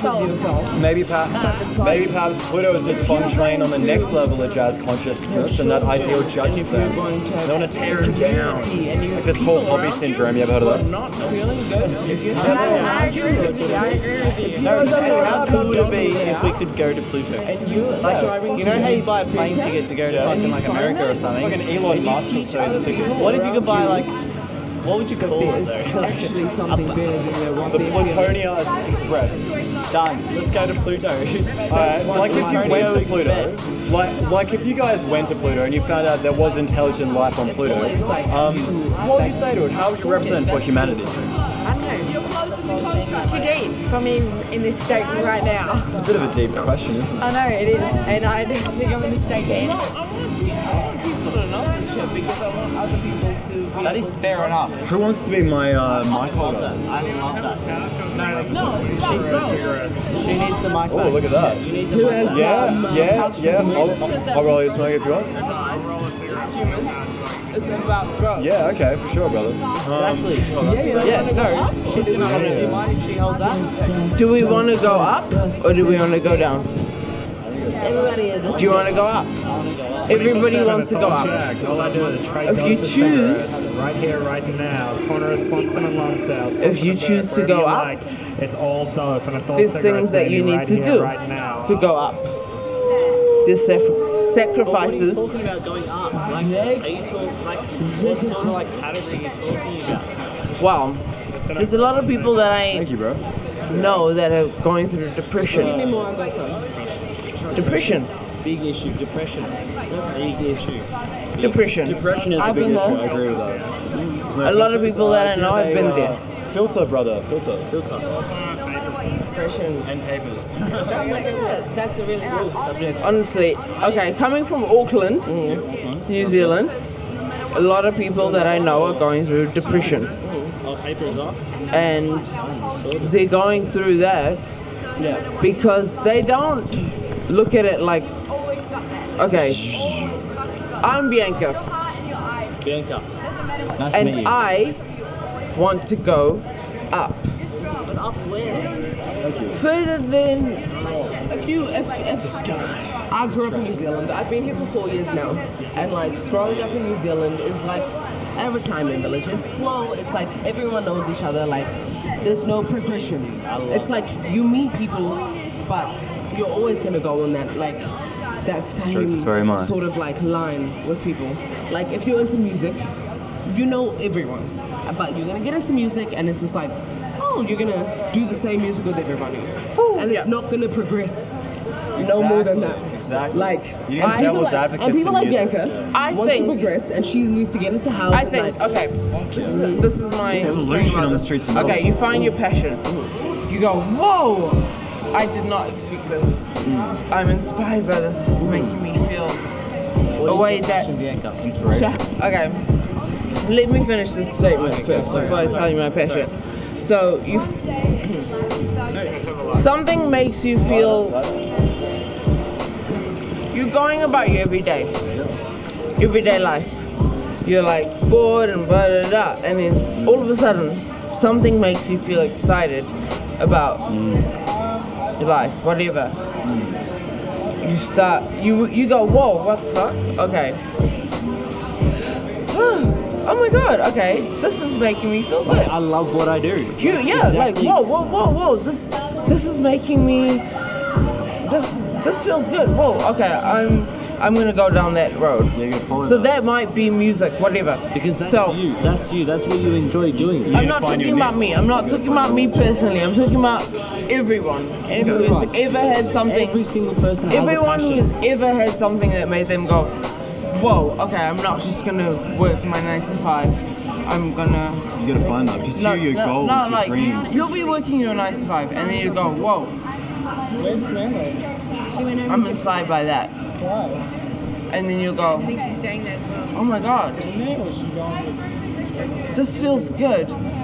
Putting my energy and my mind and my And I gotta go back. everything that I naturally have, soul, your spirit. naturally have, like that comes from Natural soul. GMO free, ladies and gentlemen. Yeah, like because we're all born with arms, legs, mind, lips, mouth. You know, you can do whatever we want to do. It's true. It's true. But when you find something that makes you go, whoa, that's outside of my routine, and I'm gonna shift what I'm doing right now to put my energy on that. That's like, bing, that's creativity. Yeah. It's like everyone is creative to me. No, it's true. I think that everyone's a creative being. Like people They're have not creative in their own way. People have not been allowed to think that they're creative because we've been brought up to think that we are slaves so that we can build other people's businesses. Some deep gems. You know, like I'm talking about this because I know that it's being recorded, so that I love it. somebody else can hear this. Of course, and man. know that No, she's so inspirational. this is real. Like this is real shit. It's real shit. Like every single person in the world is a creative person. We're all brought up like that, but we've also been brought up in a situation where it's like we've been brought up to think that we need to be slaves to other people. This has been. We need to assimilate. This has gone on since biblical days. Do you reckon the assimilation is going on a lot in Melbourne these days? But you're not from Melbourne. It's not necessarily about Melbourne. It's not. I hate to interrupt. You're from Auckland, but we gotta go.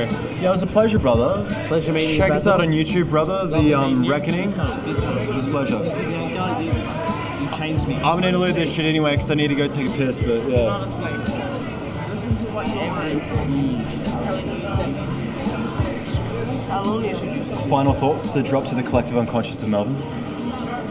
Okay, so the masculine and feminine energy is very imbalanced, and we would like to be in balance. No, piss The off. goal, I can feel the balance. You need to have goal balance is in the life. masculine and feminine energy balance. You gotta balance out the feng shui, ladies and Please gentlemen. tell me, Chanel. Well, what was the question? Final thoughts to drop to the collective unconscious of Melbourne. Piss off. Get real. Get conscious, you fucking idiots. It's about time. Grow up. Sure. Get conscious, all of you motherfuckers. Piss on and get That are, like, unconscious because everyone who's listening to this motherfucking podcast needs to get with it, needs to be real, needs to focus on yourself and figure it, get the fuck with it. Like, Drop your cultural appropriation. Drop your Be real. bullshit. Drop your fucking bullshit. Be who you are. Be motherfucking who real. you are. Be Chill real. out. Maybe smoke some if you don't, chill the fuck out. But that's a process to being yourself, to becoming self-aware enough to know bullshit. yourself. If you got then cool, but if you don't, it is a fucking process. just chill It out. is how. It is a motherfucking Wait, I've got a question. It does take time. I've got a question. I've got a question. I've got a question. Give me a question. How do you know who you are? No, how do you know who's real? Why Well, you don't know absolutely. You don't know as How do you know who's real? Feel it. You feel it? You can feel it in your heart chakra. That's true. You know when you are real, but how do you know when people around you are real? Yes. Sometimes you can fool yourself to thinking that you're being real when you're not, though. If you're real, you're real. No, that's not. Nah. Get fucked. You know you're real when you're real. People like us, we're real. You know what I mean? Like we are real motherfuckers. Like we be When you real. study psychology, But people you see around that us, you we don't play know. tricks Like, on are you yourself with your real? mind. I don't think so. You don't think I'm real? I don't know if you're real. Why don't you reckon I'm real? I don't know you. True, you don't know me, but you reckon, you think, you have beliefs, and you just said that you reckon that I'm not real. No, I reckon you're mildly real, my dog. True. You're questioning people on how they think they're real. That's what the problem is. No, I didn't question that. I questioned why you reckon what you reckon. Like, I'm honestly open to think why you reckon I'm not being real. Like, I never said you were not being real. I'm asking you why you think you're real. Like you're saying you're questioning people and asking them why. Like what's the matter? Like you know what I mean? Like how you think people are real. No, look, you guys don't. This is It's a good conversation because so we're going what to. makes you I'm actually it's asking. good. That's It's a like, genuine what question, makes right? You real when what's the question? What's the question? What makes you real? You know? What makes me real? Because you were saying that. You're asking me a question. No, what makes you think I'm not real? No, what makes you real is like being honest with myself. No, Chanel and I are doing it. We're doing it the real spots every week, and why haven't we seen you? And that's just real. Really real, ladies and gentlemen. That to me. I guess I was doing another interview, man. What can I say? I was interviewing desk trends at the Cherry Bar, ladies and gentlemen. The fact that this conversation is even happening is happening. It's really good for me. Yeah, I can because feel it. It's a good thing. we need to question social people. interaction No, that's based social on interaction. that's based on growing and it's based Yeah. on growth and it's Exactly. based on Because- Like a radical honesty group. To be honest, absolutely. That's the only way we're going to change. So we represent for the honest fucking Melbourneians, ladies and gentlemen. And you know we're what? not from Melbourne We're at the all. working None of us class. are from Melbourne. Well, you're here right now, so you're Melbourne. No, we're not. We We've been here for one day. I haven't even been here for 24 hours. I didn't take the Melbourneian test, you know, so I'm not, you know, an accredited Melbourneian. But if you ask me, if you're here in Melbourne, you're a Melbourneian to me. That's how I reckon it. I like that. You're down with Melbourne. I've got that sense from Melbourne people that They're very everyone who welcoming. comes here, or everyone who's been here, gets a chance to be who they actually are. It's true, you have that chance. Yeah. Some people won't want to accept you for who you are, but if you ask me, I think it's on you just to be yourself anyway, regardless if they want to persecute you for it, man. How do you react to people in your life, like tyrannical people that want to come up to you and put you in a box and tell you you have to be this way or you have to be that way, and not be yourself? How do you react to them? Well, it's really weird because I've had to deal with that all my life. And it's only now that I've become an adult that I've realized that that's actually a thing that can happen to people. True, you can become an individual. No. That you can be put in a box. Yeah, also. By people. And people can like stay in the box or they can jump outside of it and become themselves, I reckon. Well, I don't. Because you're not really yourself in the box, are you? Because you are assimilating to the group, right? To be down, you know, to be cool with the group. No, you don't think that's going on? I'm talking about it from a place of being an outsider. Yeah, I'm an outsider too, yeah. Same perspective. I came to New Zealand in 1999. Oh, really? And I went to a school where I was the first black person that's ever been there. Oh, for real? Yes. Did you face a lot of like discrimination and shit? Or? I was the first black person that has ever been to a school full of white people. And I walked into that school with long black curly hair down to my ass. And everyone looked at me and went, whoa, what the fuck is that? Right, it's a bit of outsider, a bit anomalous. Yeah. How did they react to you? Did they welcome you or did you find your little niche of people that you were cool with? It was a mixture of both. There are two kinds of people. The people who took me in, who I take that back saying took me in, because it's not took me in. It's a mutual thing. Yeah, I came to the school and there's all different kinds of people. Yep. And mostly Kiwis.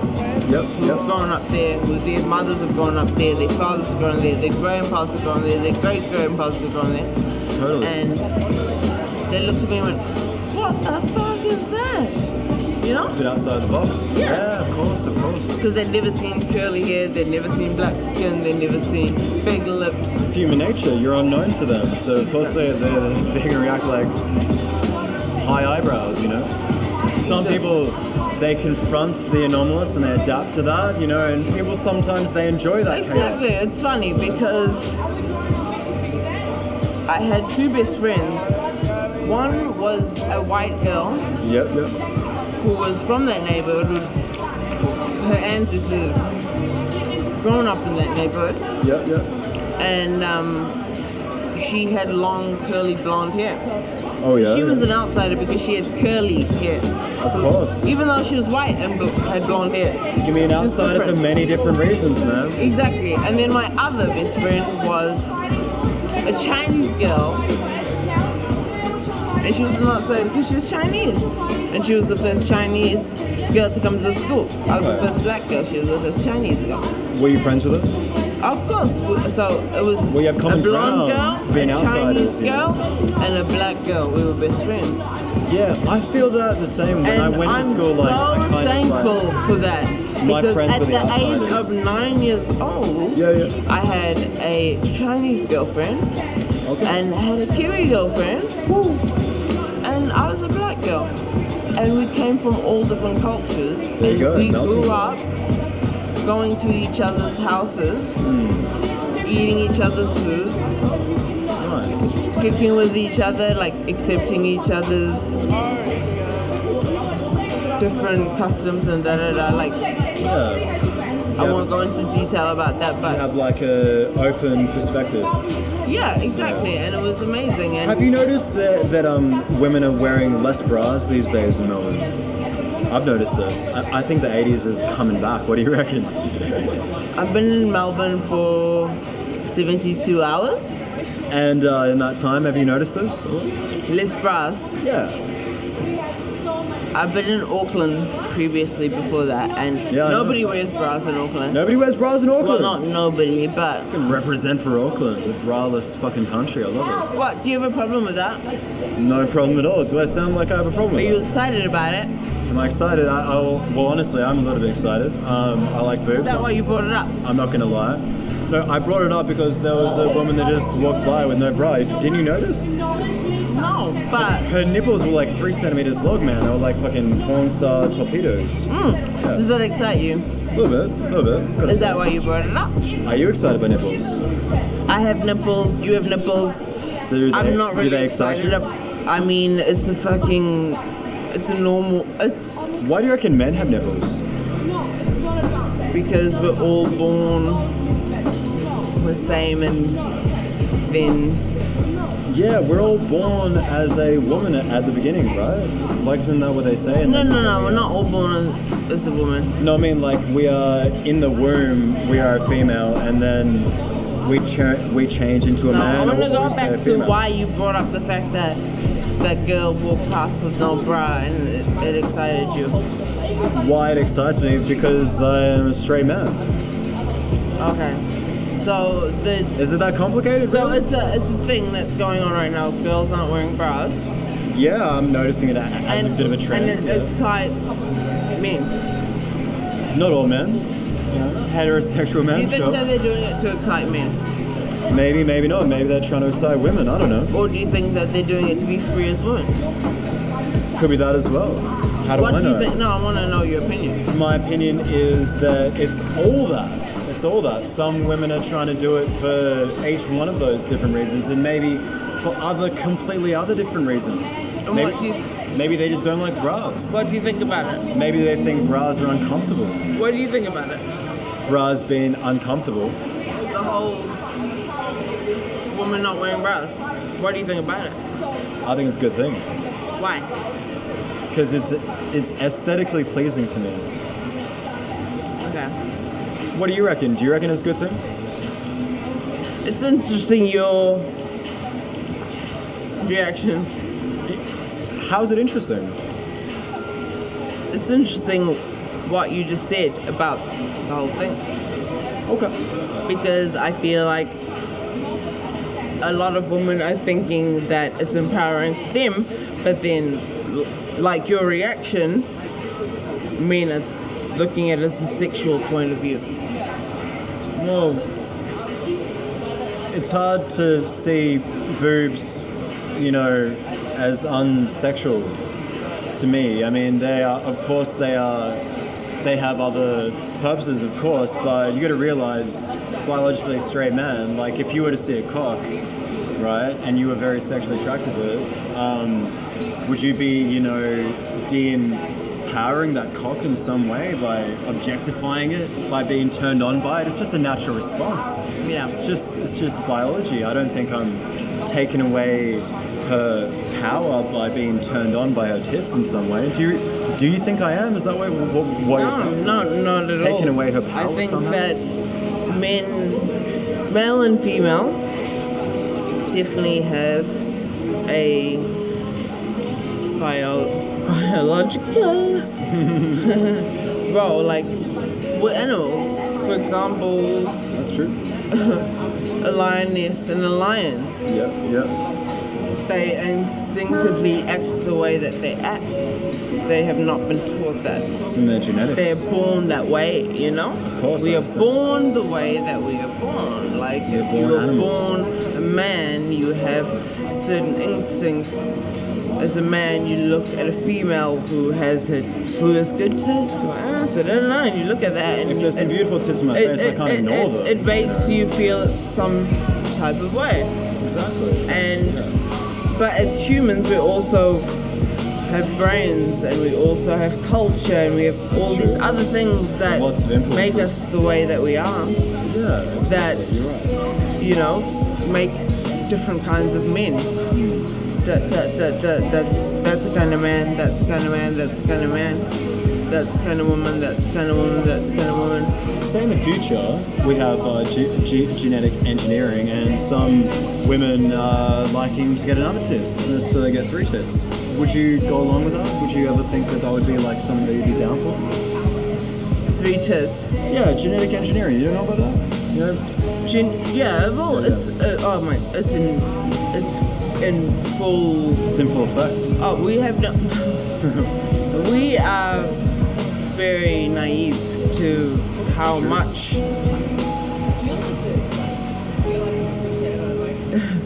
How much is going on? No, of where it's at. It's it's in very. Yeah. They have been. We had 3 parent babies born like a few years ago. We were that. There's a lot going on. 3 strands of There's DNA. There's a lot going on it's like next that level. we don't know about, and it's true, man. The thing that is going on. What I reckon is actually going on is that we've been breeding dumb humans for so long that a lot of humans don't actually think about what's actually going on. And so if you are not an intelligent human being, you don't know what's really going on. So there's 2 kinds of humans right now. What's really going on? What's really going on is the humans that are asleep and that are being slaves. Yep. And they don't actually know that they're being slaves. Yeah, I and see going that. through slavery. I see that happen. And then there's the intelligent, awake human beings that are fighting for better for themselves, for their people, for the environment, for everything. It's a mutual thing though, because when you get better, you help everyone else around you. Well, right? yeah, exactly. You want when you're a good human being who's in touch with yourself spiritually, everything else comes. Physically, intellectually, you want the best. You want good everything around you. That's true. You want a beautiful, you know, but the modern day slavery is 9 to 5. Yeah, it's stuck in the rut. But it's happened in a way that's so amazing that people don't even know that they're slaves. That's true. People enslave themselves. I think that's what's going on. They refuse to be the individual. They like to go along with the. Yeah, they may. Well, it's people think that they're so smart that they can never be a slave. Exactly. But they're a slave. Yeah. Pride cometh before the fall, ladies and gentlemen. I'm gonna have a quick interlude because I need a urinate, but it's been a pleasure. Honestly. Talking to you. Do you have some final thoughts that you'd like to drop? I mean, like, I'll come back so we can continue it if you want. To me, people need to seek spirituality first. Yep. Because the way that we're going as a race, human race, as a species, that's the only real thing that we have left. Spirituality. We start there, and then everything else will come. So, what's been prominent in your minds lately, guys? Like, what have you been going through? I think it's just the usual in Melbourne, like politics, just the general topic conversation. You can talk about anything you like, brother, but the thing is, I don't want to talk about politics, isn't it? People talk about politics a lot in Melbourne, man. I've got to find that. But at the same time, I'm open to reckon about politics if you want to talk about politics, but at the same time, because I don't want to be like, they say don't talk about religion and politics, but get some fucking juicy stories sometimes when you talk about politics. I can tell you something different that's been on my mind. Play the devil's advocate. I love it. Go ahead. So I went to this awesome festival a week ago called Burning Seed. Yes, which we were just talking about. We were talking about that earlier. And we were in the middle of it, so yes. Seeds of life. I will pretend to talk to you because I'm a bit micro shy. It was a cool little alternate universe where you went into a little community where money didn't exist. You brought your food for the week, and it was like a barter system, and that's how it was kind of sold to me. It's like there's no money, you barter. Intense reckoning, ladies and gentlemen. She is going down. Would you like to drop some gems? Would you like to drop? Would you like to drop some gems to the collective unconscious of Melbourne? Sure. What gems? I love you back, man. Like, I've been leaving Claire. just imagine that your voice is broadcasted to the collective unconscious of the world. What would you like to say to them? How would you like to influence them? Everybody should just be happy. Everybody should hold hands. Let's get together and make love to one another with our minds. That was a very Brady Bunch. Yeah, I've never done it. I don't even. What the fuck is the collective conscious of Melbourne? I want to make love with my mind. No, that sounds like some next level shit. Made love to Luke's mind. Did you see that? Yeah, See yeah, lipstick you all did. over his face now? You have lipstick all over your face now too. All the dudes were like, let's fuck with Ali. He's like, I'm gonna go to the toilet.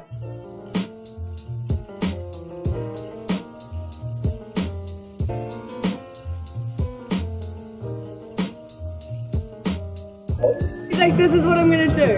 We're gonna go out there, pretend you don't know me. I'm just gonna come up and we're just gonna make out with you. He's like, my husband won't Except for I care. have eyeballs and I know who both of you are, so how can you I lie? know. But I think he just wanted to fuck with you because he's so obviously gay. He's like, I'm gonna make out with Claire. Do I have lipstick all over my face now? You have like a round circle. He's got lipstick all over his face. I don't know what the fuck he's gonna tell his husband. Hey, you sure? There's lipstick all over your face. Is it? Hey, we're representing. Oh, we're on a podcast. Yeah, you're completely anonymous. You're completely anonymous, so feel free to speak from your heart chakra. Podcast face or not? Yeah, you've got a face for podcast. I'm gonna go and invite my friends. Of course, lovely. It was a pleasure. Me too. Is that okay? Thank you. Luke, what would you like to tell the conscious No, you mind can't of leave. Melbourne? You're telling a story of Be yourself, be best, and always own your own space because that's all you really have. And live it, love it. Mwah. So yes, Melbourne. Mwah. So I had an idea for a band. I have a mic here, so okay, you can. That's your mic. Can I beatbox over the top? You can what? Sorry? Yeah, no, of course. Yeah, no, of course you can. But like, what do you guys reckon about this idea for a band? I want to create a Jewish glam rock band and call it Lipstick. What do you reckon? Only if there's a few jokes involved, because that's like a play on words, like lipstick. Of course, it's gonna be jokes. One day I met Ali's friend and I lipstick. I lipped all over your shtick.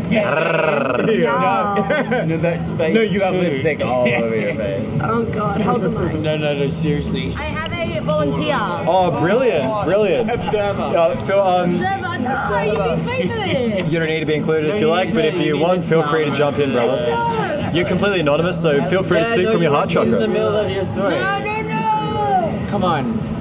It's easy, come on. Do you reckon? Alright, so we were Hey, talking brother, about do you reckon? how good Burning Seed is? Burning Seed, ladies and gentlemen. Tell us about Burning Seed. Tell us about what the culture was like. How did it change your consciousness? Yes, because that's what it was about. Benji! I'm too camera shy. How do you feel, Ryan, about your consciousness in the Melbourne community? As a designer. So, there was a red one there, but she's One of my colleagues, Ali. Elaborate. Ben. Basil. Nice to meet you. Pleasure. We're doing a podcast. He's my original. Yeah. Of course. Everyone's welcome at the Reckoning, ladies and gentlemen. We're coming with the streets and we're going to ask you questions about life. Brilliant, come at me. Yeah. Do you reckon Pluto is a planet, brother? No, bro. No, it's not a planet? It's just a rock. Just a rock. Just Is this rock floating through life with the moon? something metaphorical about Like it. a river rock. River rock. River rock. River rock. Everything deserves a name and an identity. End of. Of course. Say. What makes the planet good? Fuck that. Maybe that rock floating around is amazing. And Alright, say that rock float. My planet has mega. I could have mega. This could have mega. This thing I'm holding in my hand that's insignificant could be as mega as the fucking planet we don't even know how to name. Boom. End of. You really do great what you do. You need to really like, yeah, you need to be like hyphenov or something. Yeah. It's better than saying fullstop.com. Hashtag full stop. Representing on the streets of Melbourne, Duncan. Would you be able to run this one, brother, by any chance? Thank you. I'm a bit fractured at the moment. I don't have papers or filters. Do you have papers? Fucking legends. We're representing with the fungus foot of life, ladies and gentlemen. I'm sorry, I'm not really sure what's happening here. We're doing a podcast. It's called The Reckoning. I go out on the streets of Melbourne. Ask people they reckon about shit. Duncan, the evil boyfriend who left the kingdom. It's Luke. Pee break. Pee break, ladies and gentlemen. Get my drink. Natural pee break. Don't bring it out. And I didn't find my Is this podcast going to have a song gun drop? Is that going to recommend actually? I put lo-fi hip-hop instrumentals to the dialogue. He's a great friend of mine, Ben. Yeah. Anyone specific? Copyright-free instrumentals. Happy Friday. That makes sense. You too. Yeah. But that's how we represented the reckoning, man. So like, I have a question. Do you think people these days are more quick to judge people, especially if they're a more out-of-the-box, nuanced, complex perspective that doesn't fit into the categories of society? No, you don't find that? From your own personal experience? No, from my own personal experience, I find Melburnians. Thank you, brother. Melburnians very accepting and very cool in general sense. That's cool. Do you ever being from a different place? Do you ever, in your life, in your conversations, do you ever represent the devil's advocate perspective much? Do you know what I mean by devil's advocate? Yeah. I don't. Okay. I personally don't. I know a lot of people that do. Do you play the devil's advocate much in your conversations? Yeah. More than not. And why? Why do you reckon that what makes the devil's advocate the devil's advocate? It's a good approach. What's the opposite? Well, it's the opposite. It's the opposite of. The opposite would be the assimilated, perhaps. People, yeah. By society, by what? By today? Yeah, by society. Then of course. Society's views or society's standards? That's the problem. What's the question? Is there a difference between views and standards? I think it's the same thing. Just if it's about rebelling, if it's about being you, being yourself, why not?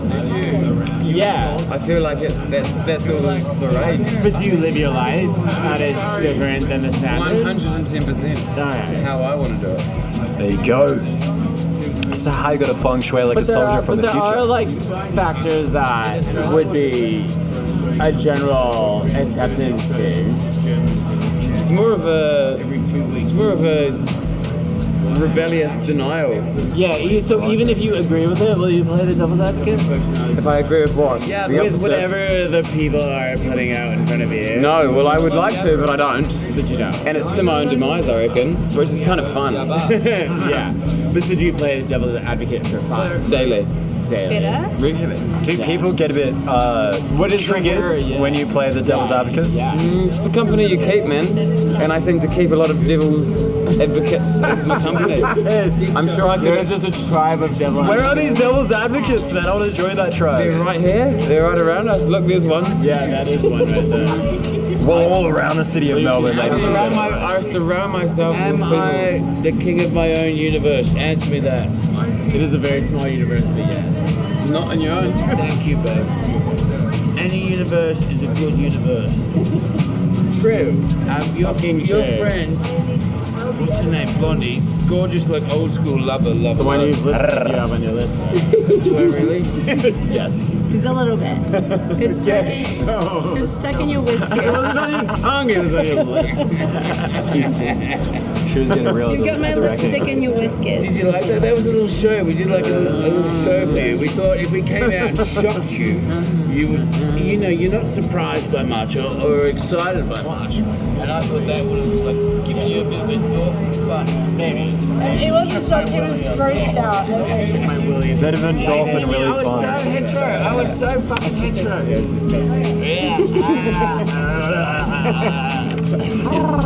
Did you see how much lipstick I had on my face?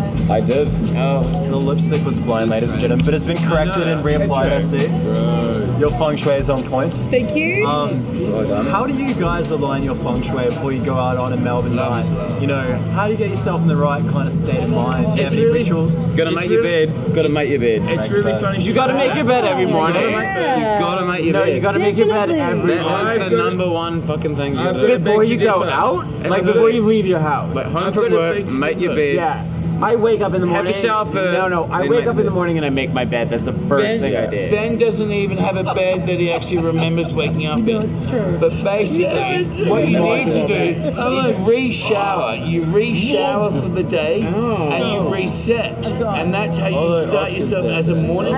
So in the afternoon when you're feeling depleted, you have a big glass of water, you fucking re-shower, and then you feel... Coconut water's a bomb. Coconut water does alright. Yeah, right. But It tastes palm a bit oil funky. is not though. What's gooder than the coconut water is another drink. But have you tried the coconut water from Thailand? Because it's different. They have different coconuts, so they're a lot sweeter. No, I did that fucking straight Red Bull shit. Hey, listen, listeners, I don't know if you can hear this, but this guy throwing out questions and gorgeousness.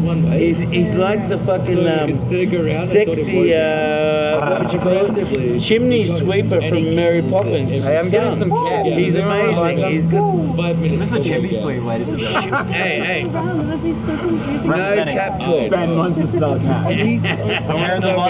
Preparing the runway for Santa, ladies and gentlemen. Looks like I represent. Now, if you had children, I don't know if you have children. Does anyone have children? I do. I've got 175 of them. He has no children. Ben, do you have children? Yep, 6-month-old.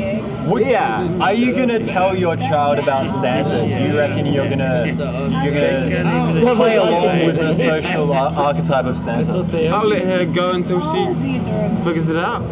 Why not? Let her figure it out for herself. I think the archetype of Santa Claus is a homeless man showing up in your house.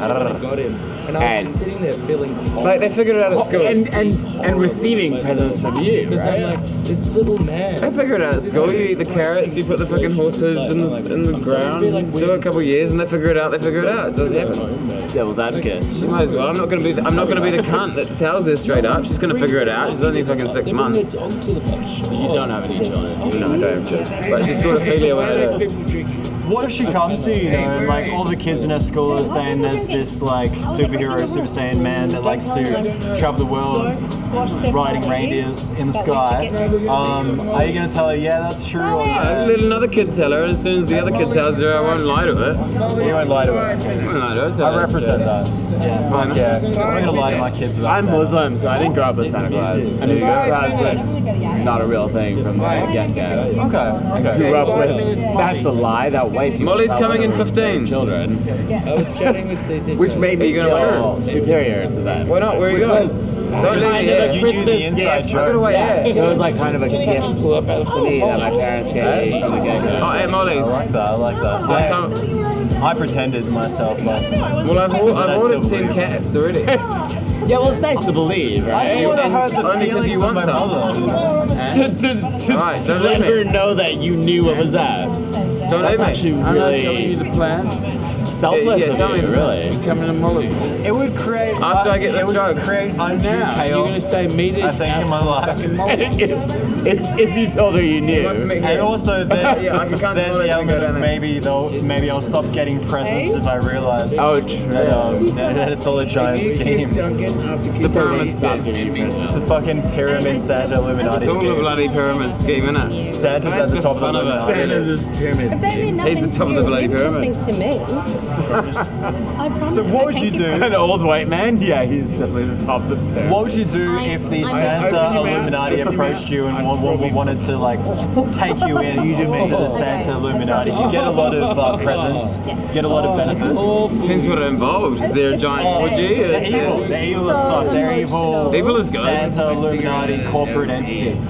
Evil is good. Yeah, but that's what it is, isn't it? Yeah. Well, would you want to be part of that? Would you want to go to heaven? Not unless I make I money. just want to make him notice me. But isn't that our society? Oh, it's money involved. Right now, you're like, Is there sex, wild sex? Are you asking me if yeah, how? I would, if I'd rather make money and tell the lie, or be? The fingers are going in the mouth, ladies and gentlemen. Fingers went in the mouth just then. Or be a part of, or be a part of the truth. Straight back to it. Straight back to the podcast. He's so into what he's doing. He's saying an important thing. He's like, Stop putting people gotta hear I'd rather these be part of words. the truth. People gotta hear these words. Do you guys reckon? Guys, we gotta go. We're going. Are you going? You're leaving? Yeah, what do we reckon? What? We're going to Molly's Are to you going to watch the Molly's? drag show on the gay bar. Come on. What do you mean?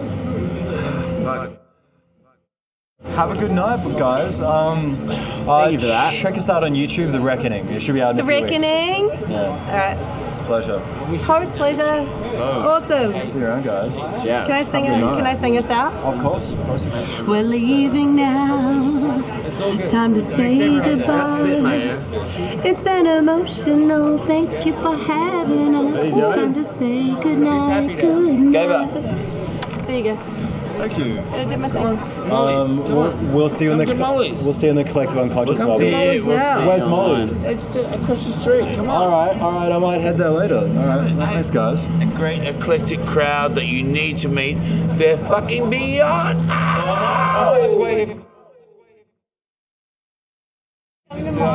You can't say that on that. Why can't I? It's a podcast. Molly. We're representing on the streets of Melbourne. Would you like to share some final thoughts to the collective unconscious of Melbourne?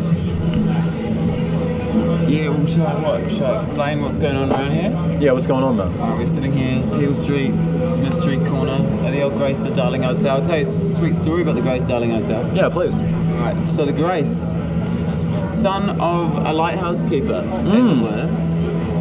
Really? Scottish, she was. Not a good looker, apparently. Don't know for sure, but I was told that. Okay. She actually, her dad passed out too much scotch one night. Lighthouse was going, boom, saw some ships coming into the harbour, some bloody point in Scotland, and actually alerted three, not one, not two, but three ships, and took them off the rocks and saved the day. So the Grace saved the day, and that's why she's named after here. Fuck knows how they got to Melbourne, but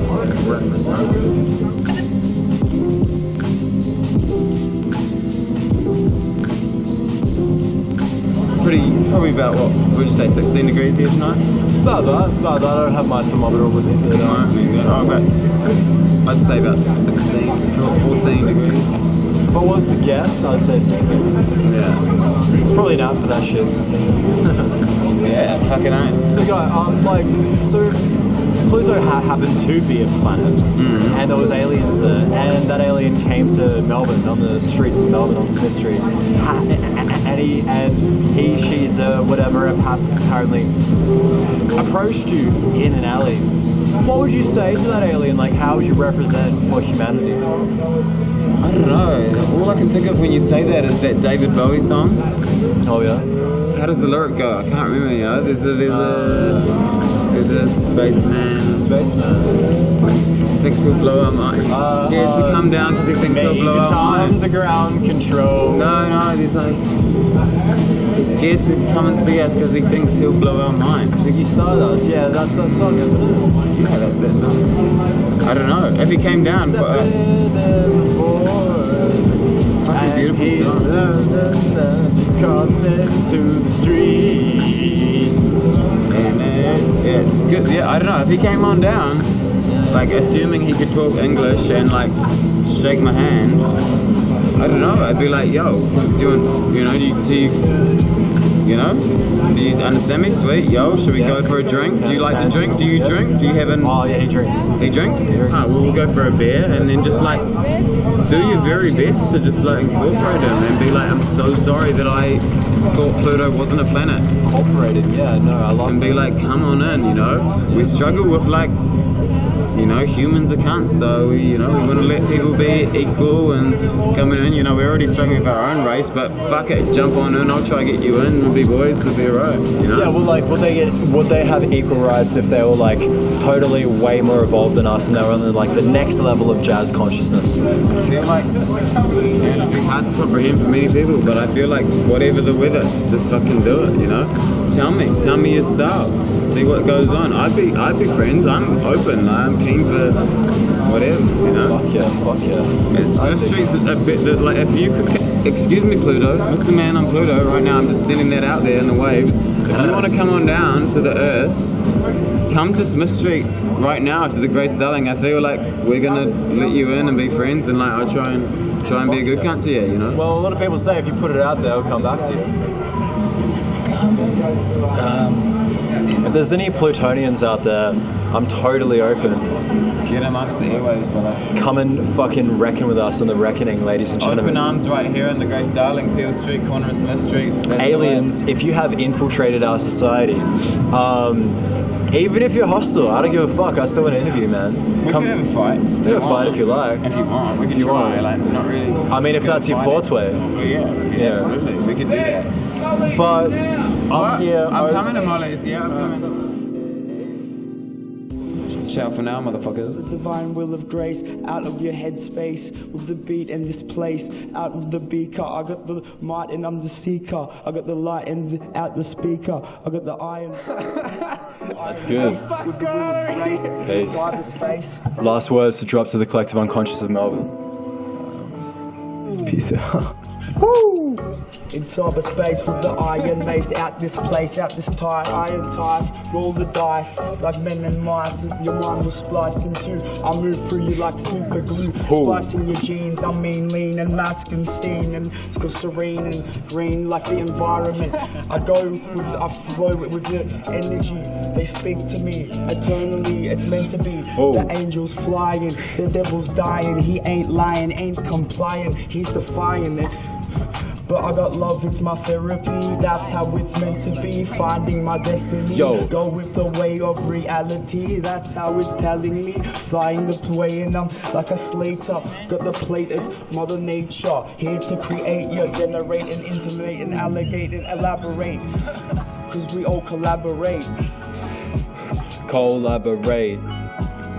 I'm on a troll and I'm a troll and I'm at the lake under a bridge giving no shits when I rapping in the rift of the time-space continuum.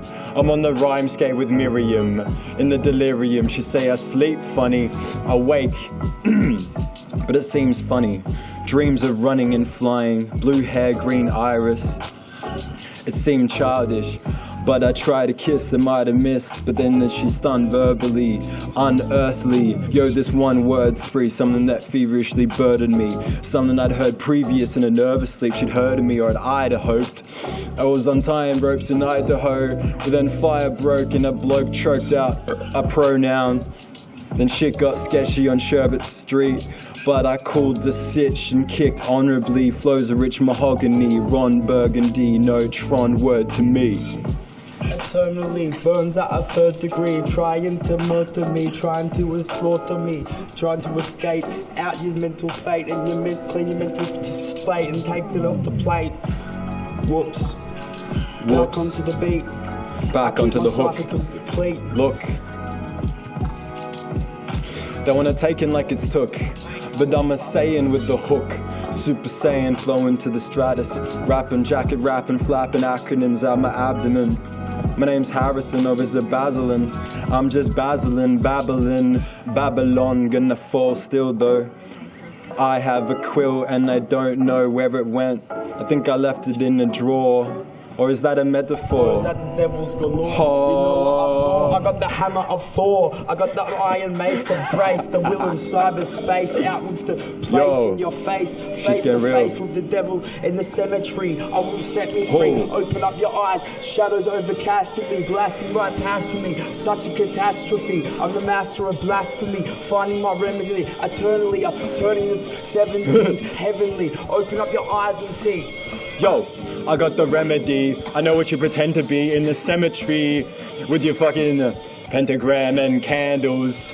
Motherfuckers wanna see the scandal. What's gonna happen in the cemetery? Are we gonna call Pluto? Send down some aliens? Are we behaving or unbehaving? I'm just in the grave and I think they're gonna sin, but I'm gonna win like Charlie at Dugan. They're losing. Fucking ornamental parsley, torn a bit harshly in the dark sea. Blessing dome switches, metronome glitches, twisted, missed its node ploy. I've been a paranoid boy since rapinoid droids were deployed. Yo, but why would I start to panic at target practice? Quick draw, sprint forth, shield and a sword in a field with the Lord. And I'm battling one with the sun. I'm the son of the gun and my might has been shun out of my head. Shooting it like dead, that's what I said. But I'm immune with a mace. Divine will of grace out in cyberspace. I'm at the speaker, I got the golden speaker, beaker. At the master like plaster, moving faster in the galaxy is such a disaster. Moving out through your chakra. Yo, I got the chakra, and I'm the master like Yoda. They flow but they don't murder. On the beat like I do, when I rhyme a haiku for you, for Twade. When I run and I'm raw, wearing the cape. Off the page, off the ink, never forget, remember to think. Bass break it down a bit, eh? Dun, dun, dun.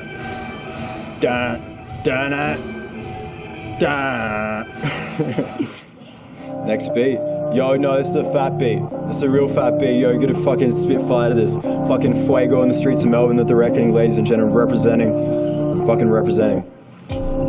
Mentally, it's meant to be eternally.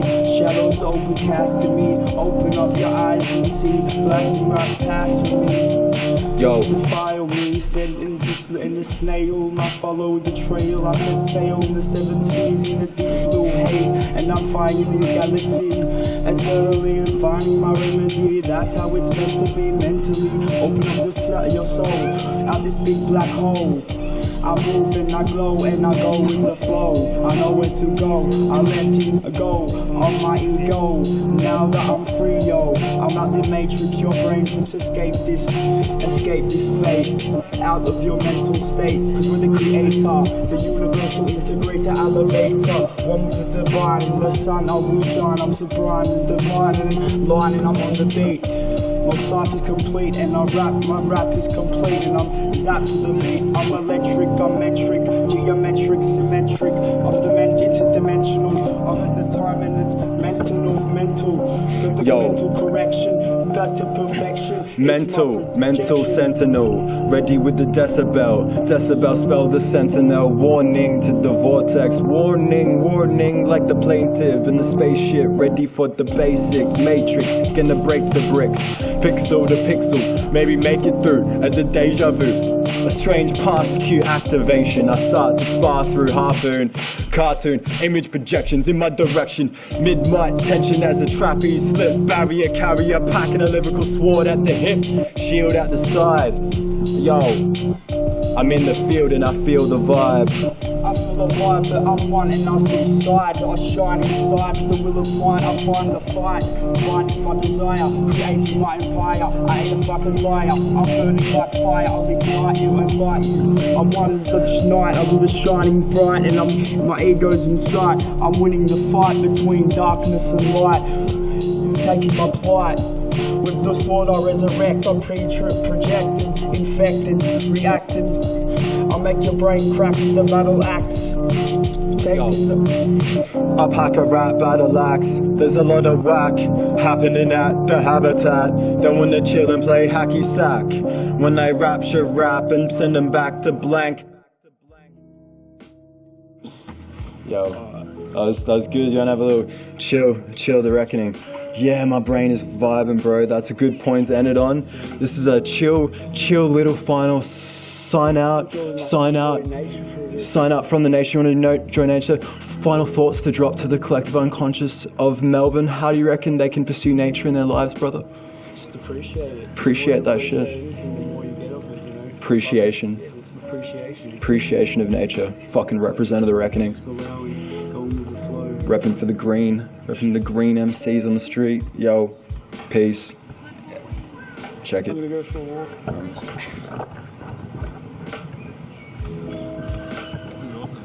Yeah, thanks, brother. Yeah, no, it was a really good tip, isn't it? It was really positive kind of energy. I mean, like, I get a bit aggressive sometimes, and some people take it the wrong way, but I'm just like passionate about my shit. Yeah, I'm trying to be on the positive tip now. Like, I mean, like, whatever I said, you know, it's freestyle, so I don't know what I'm saying. But like, I try to be on the positive tip, you know. You know, I don't know, like. Do you normally do it with other rappers?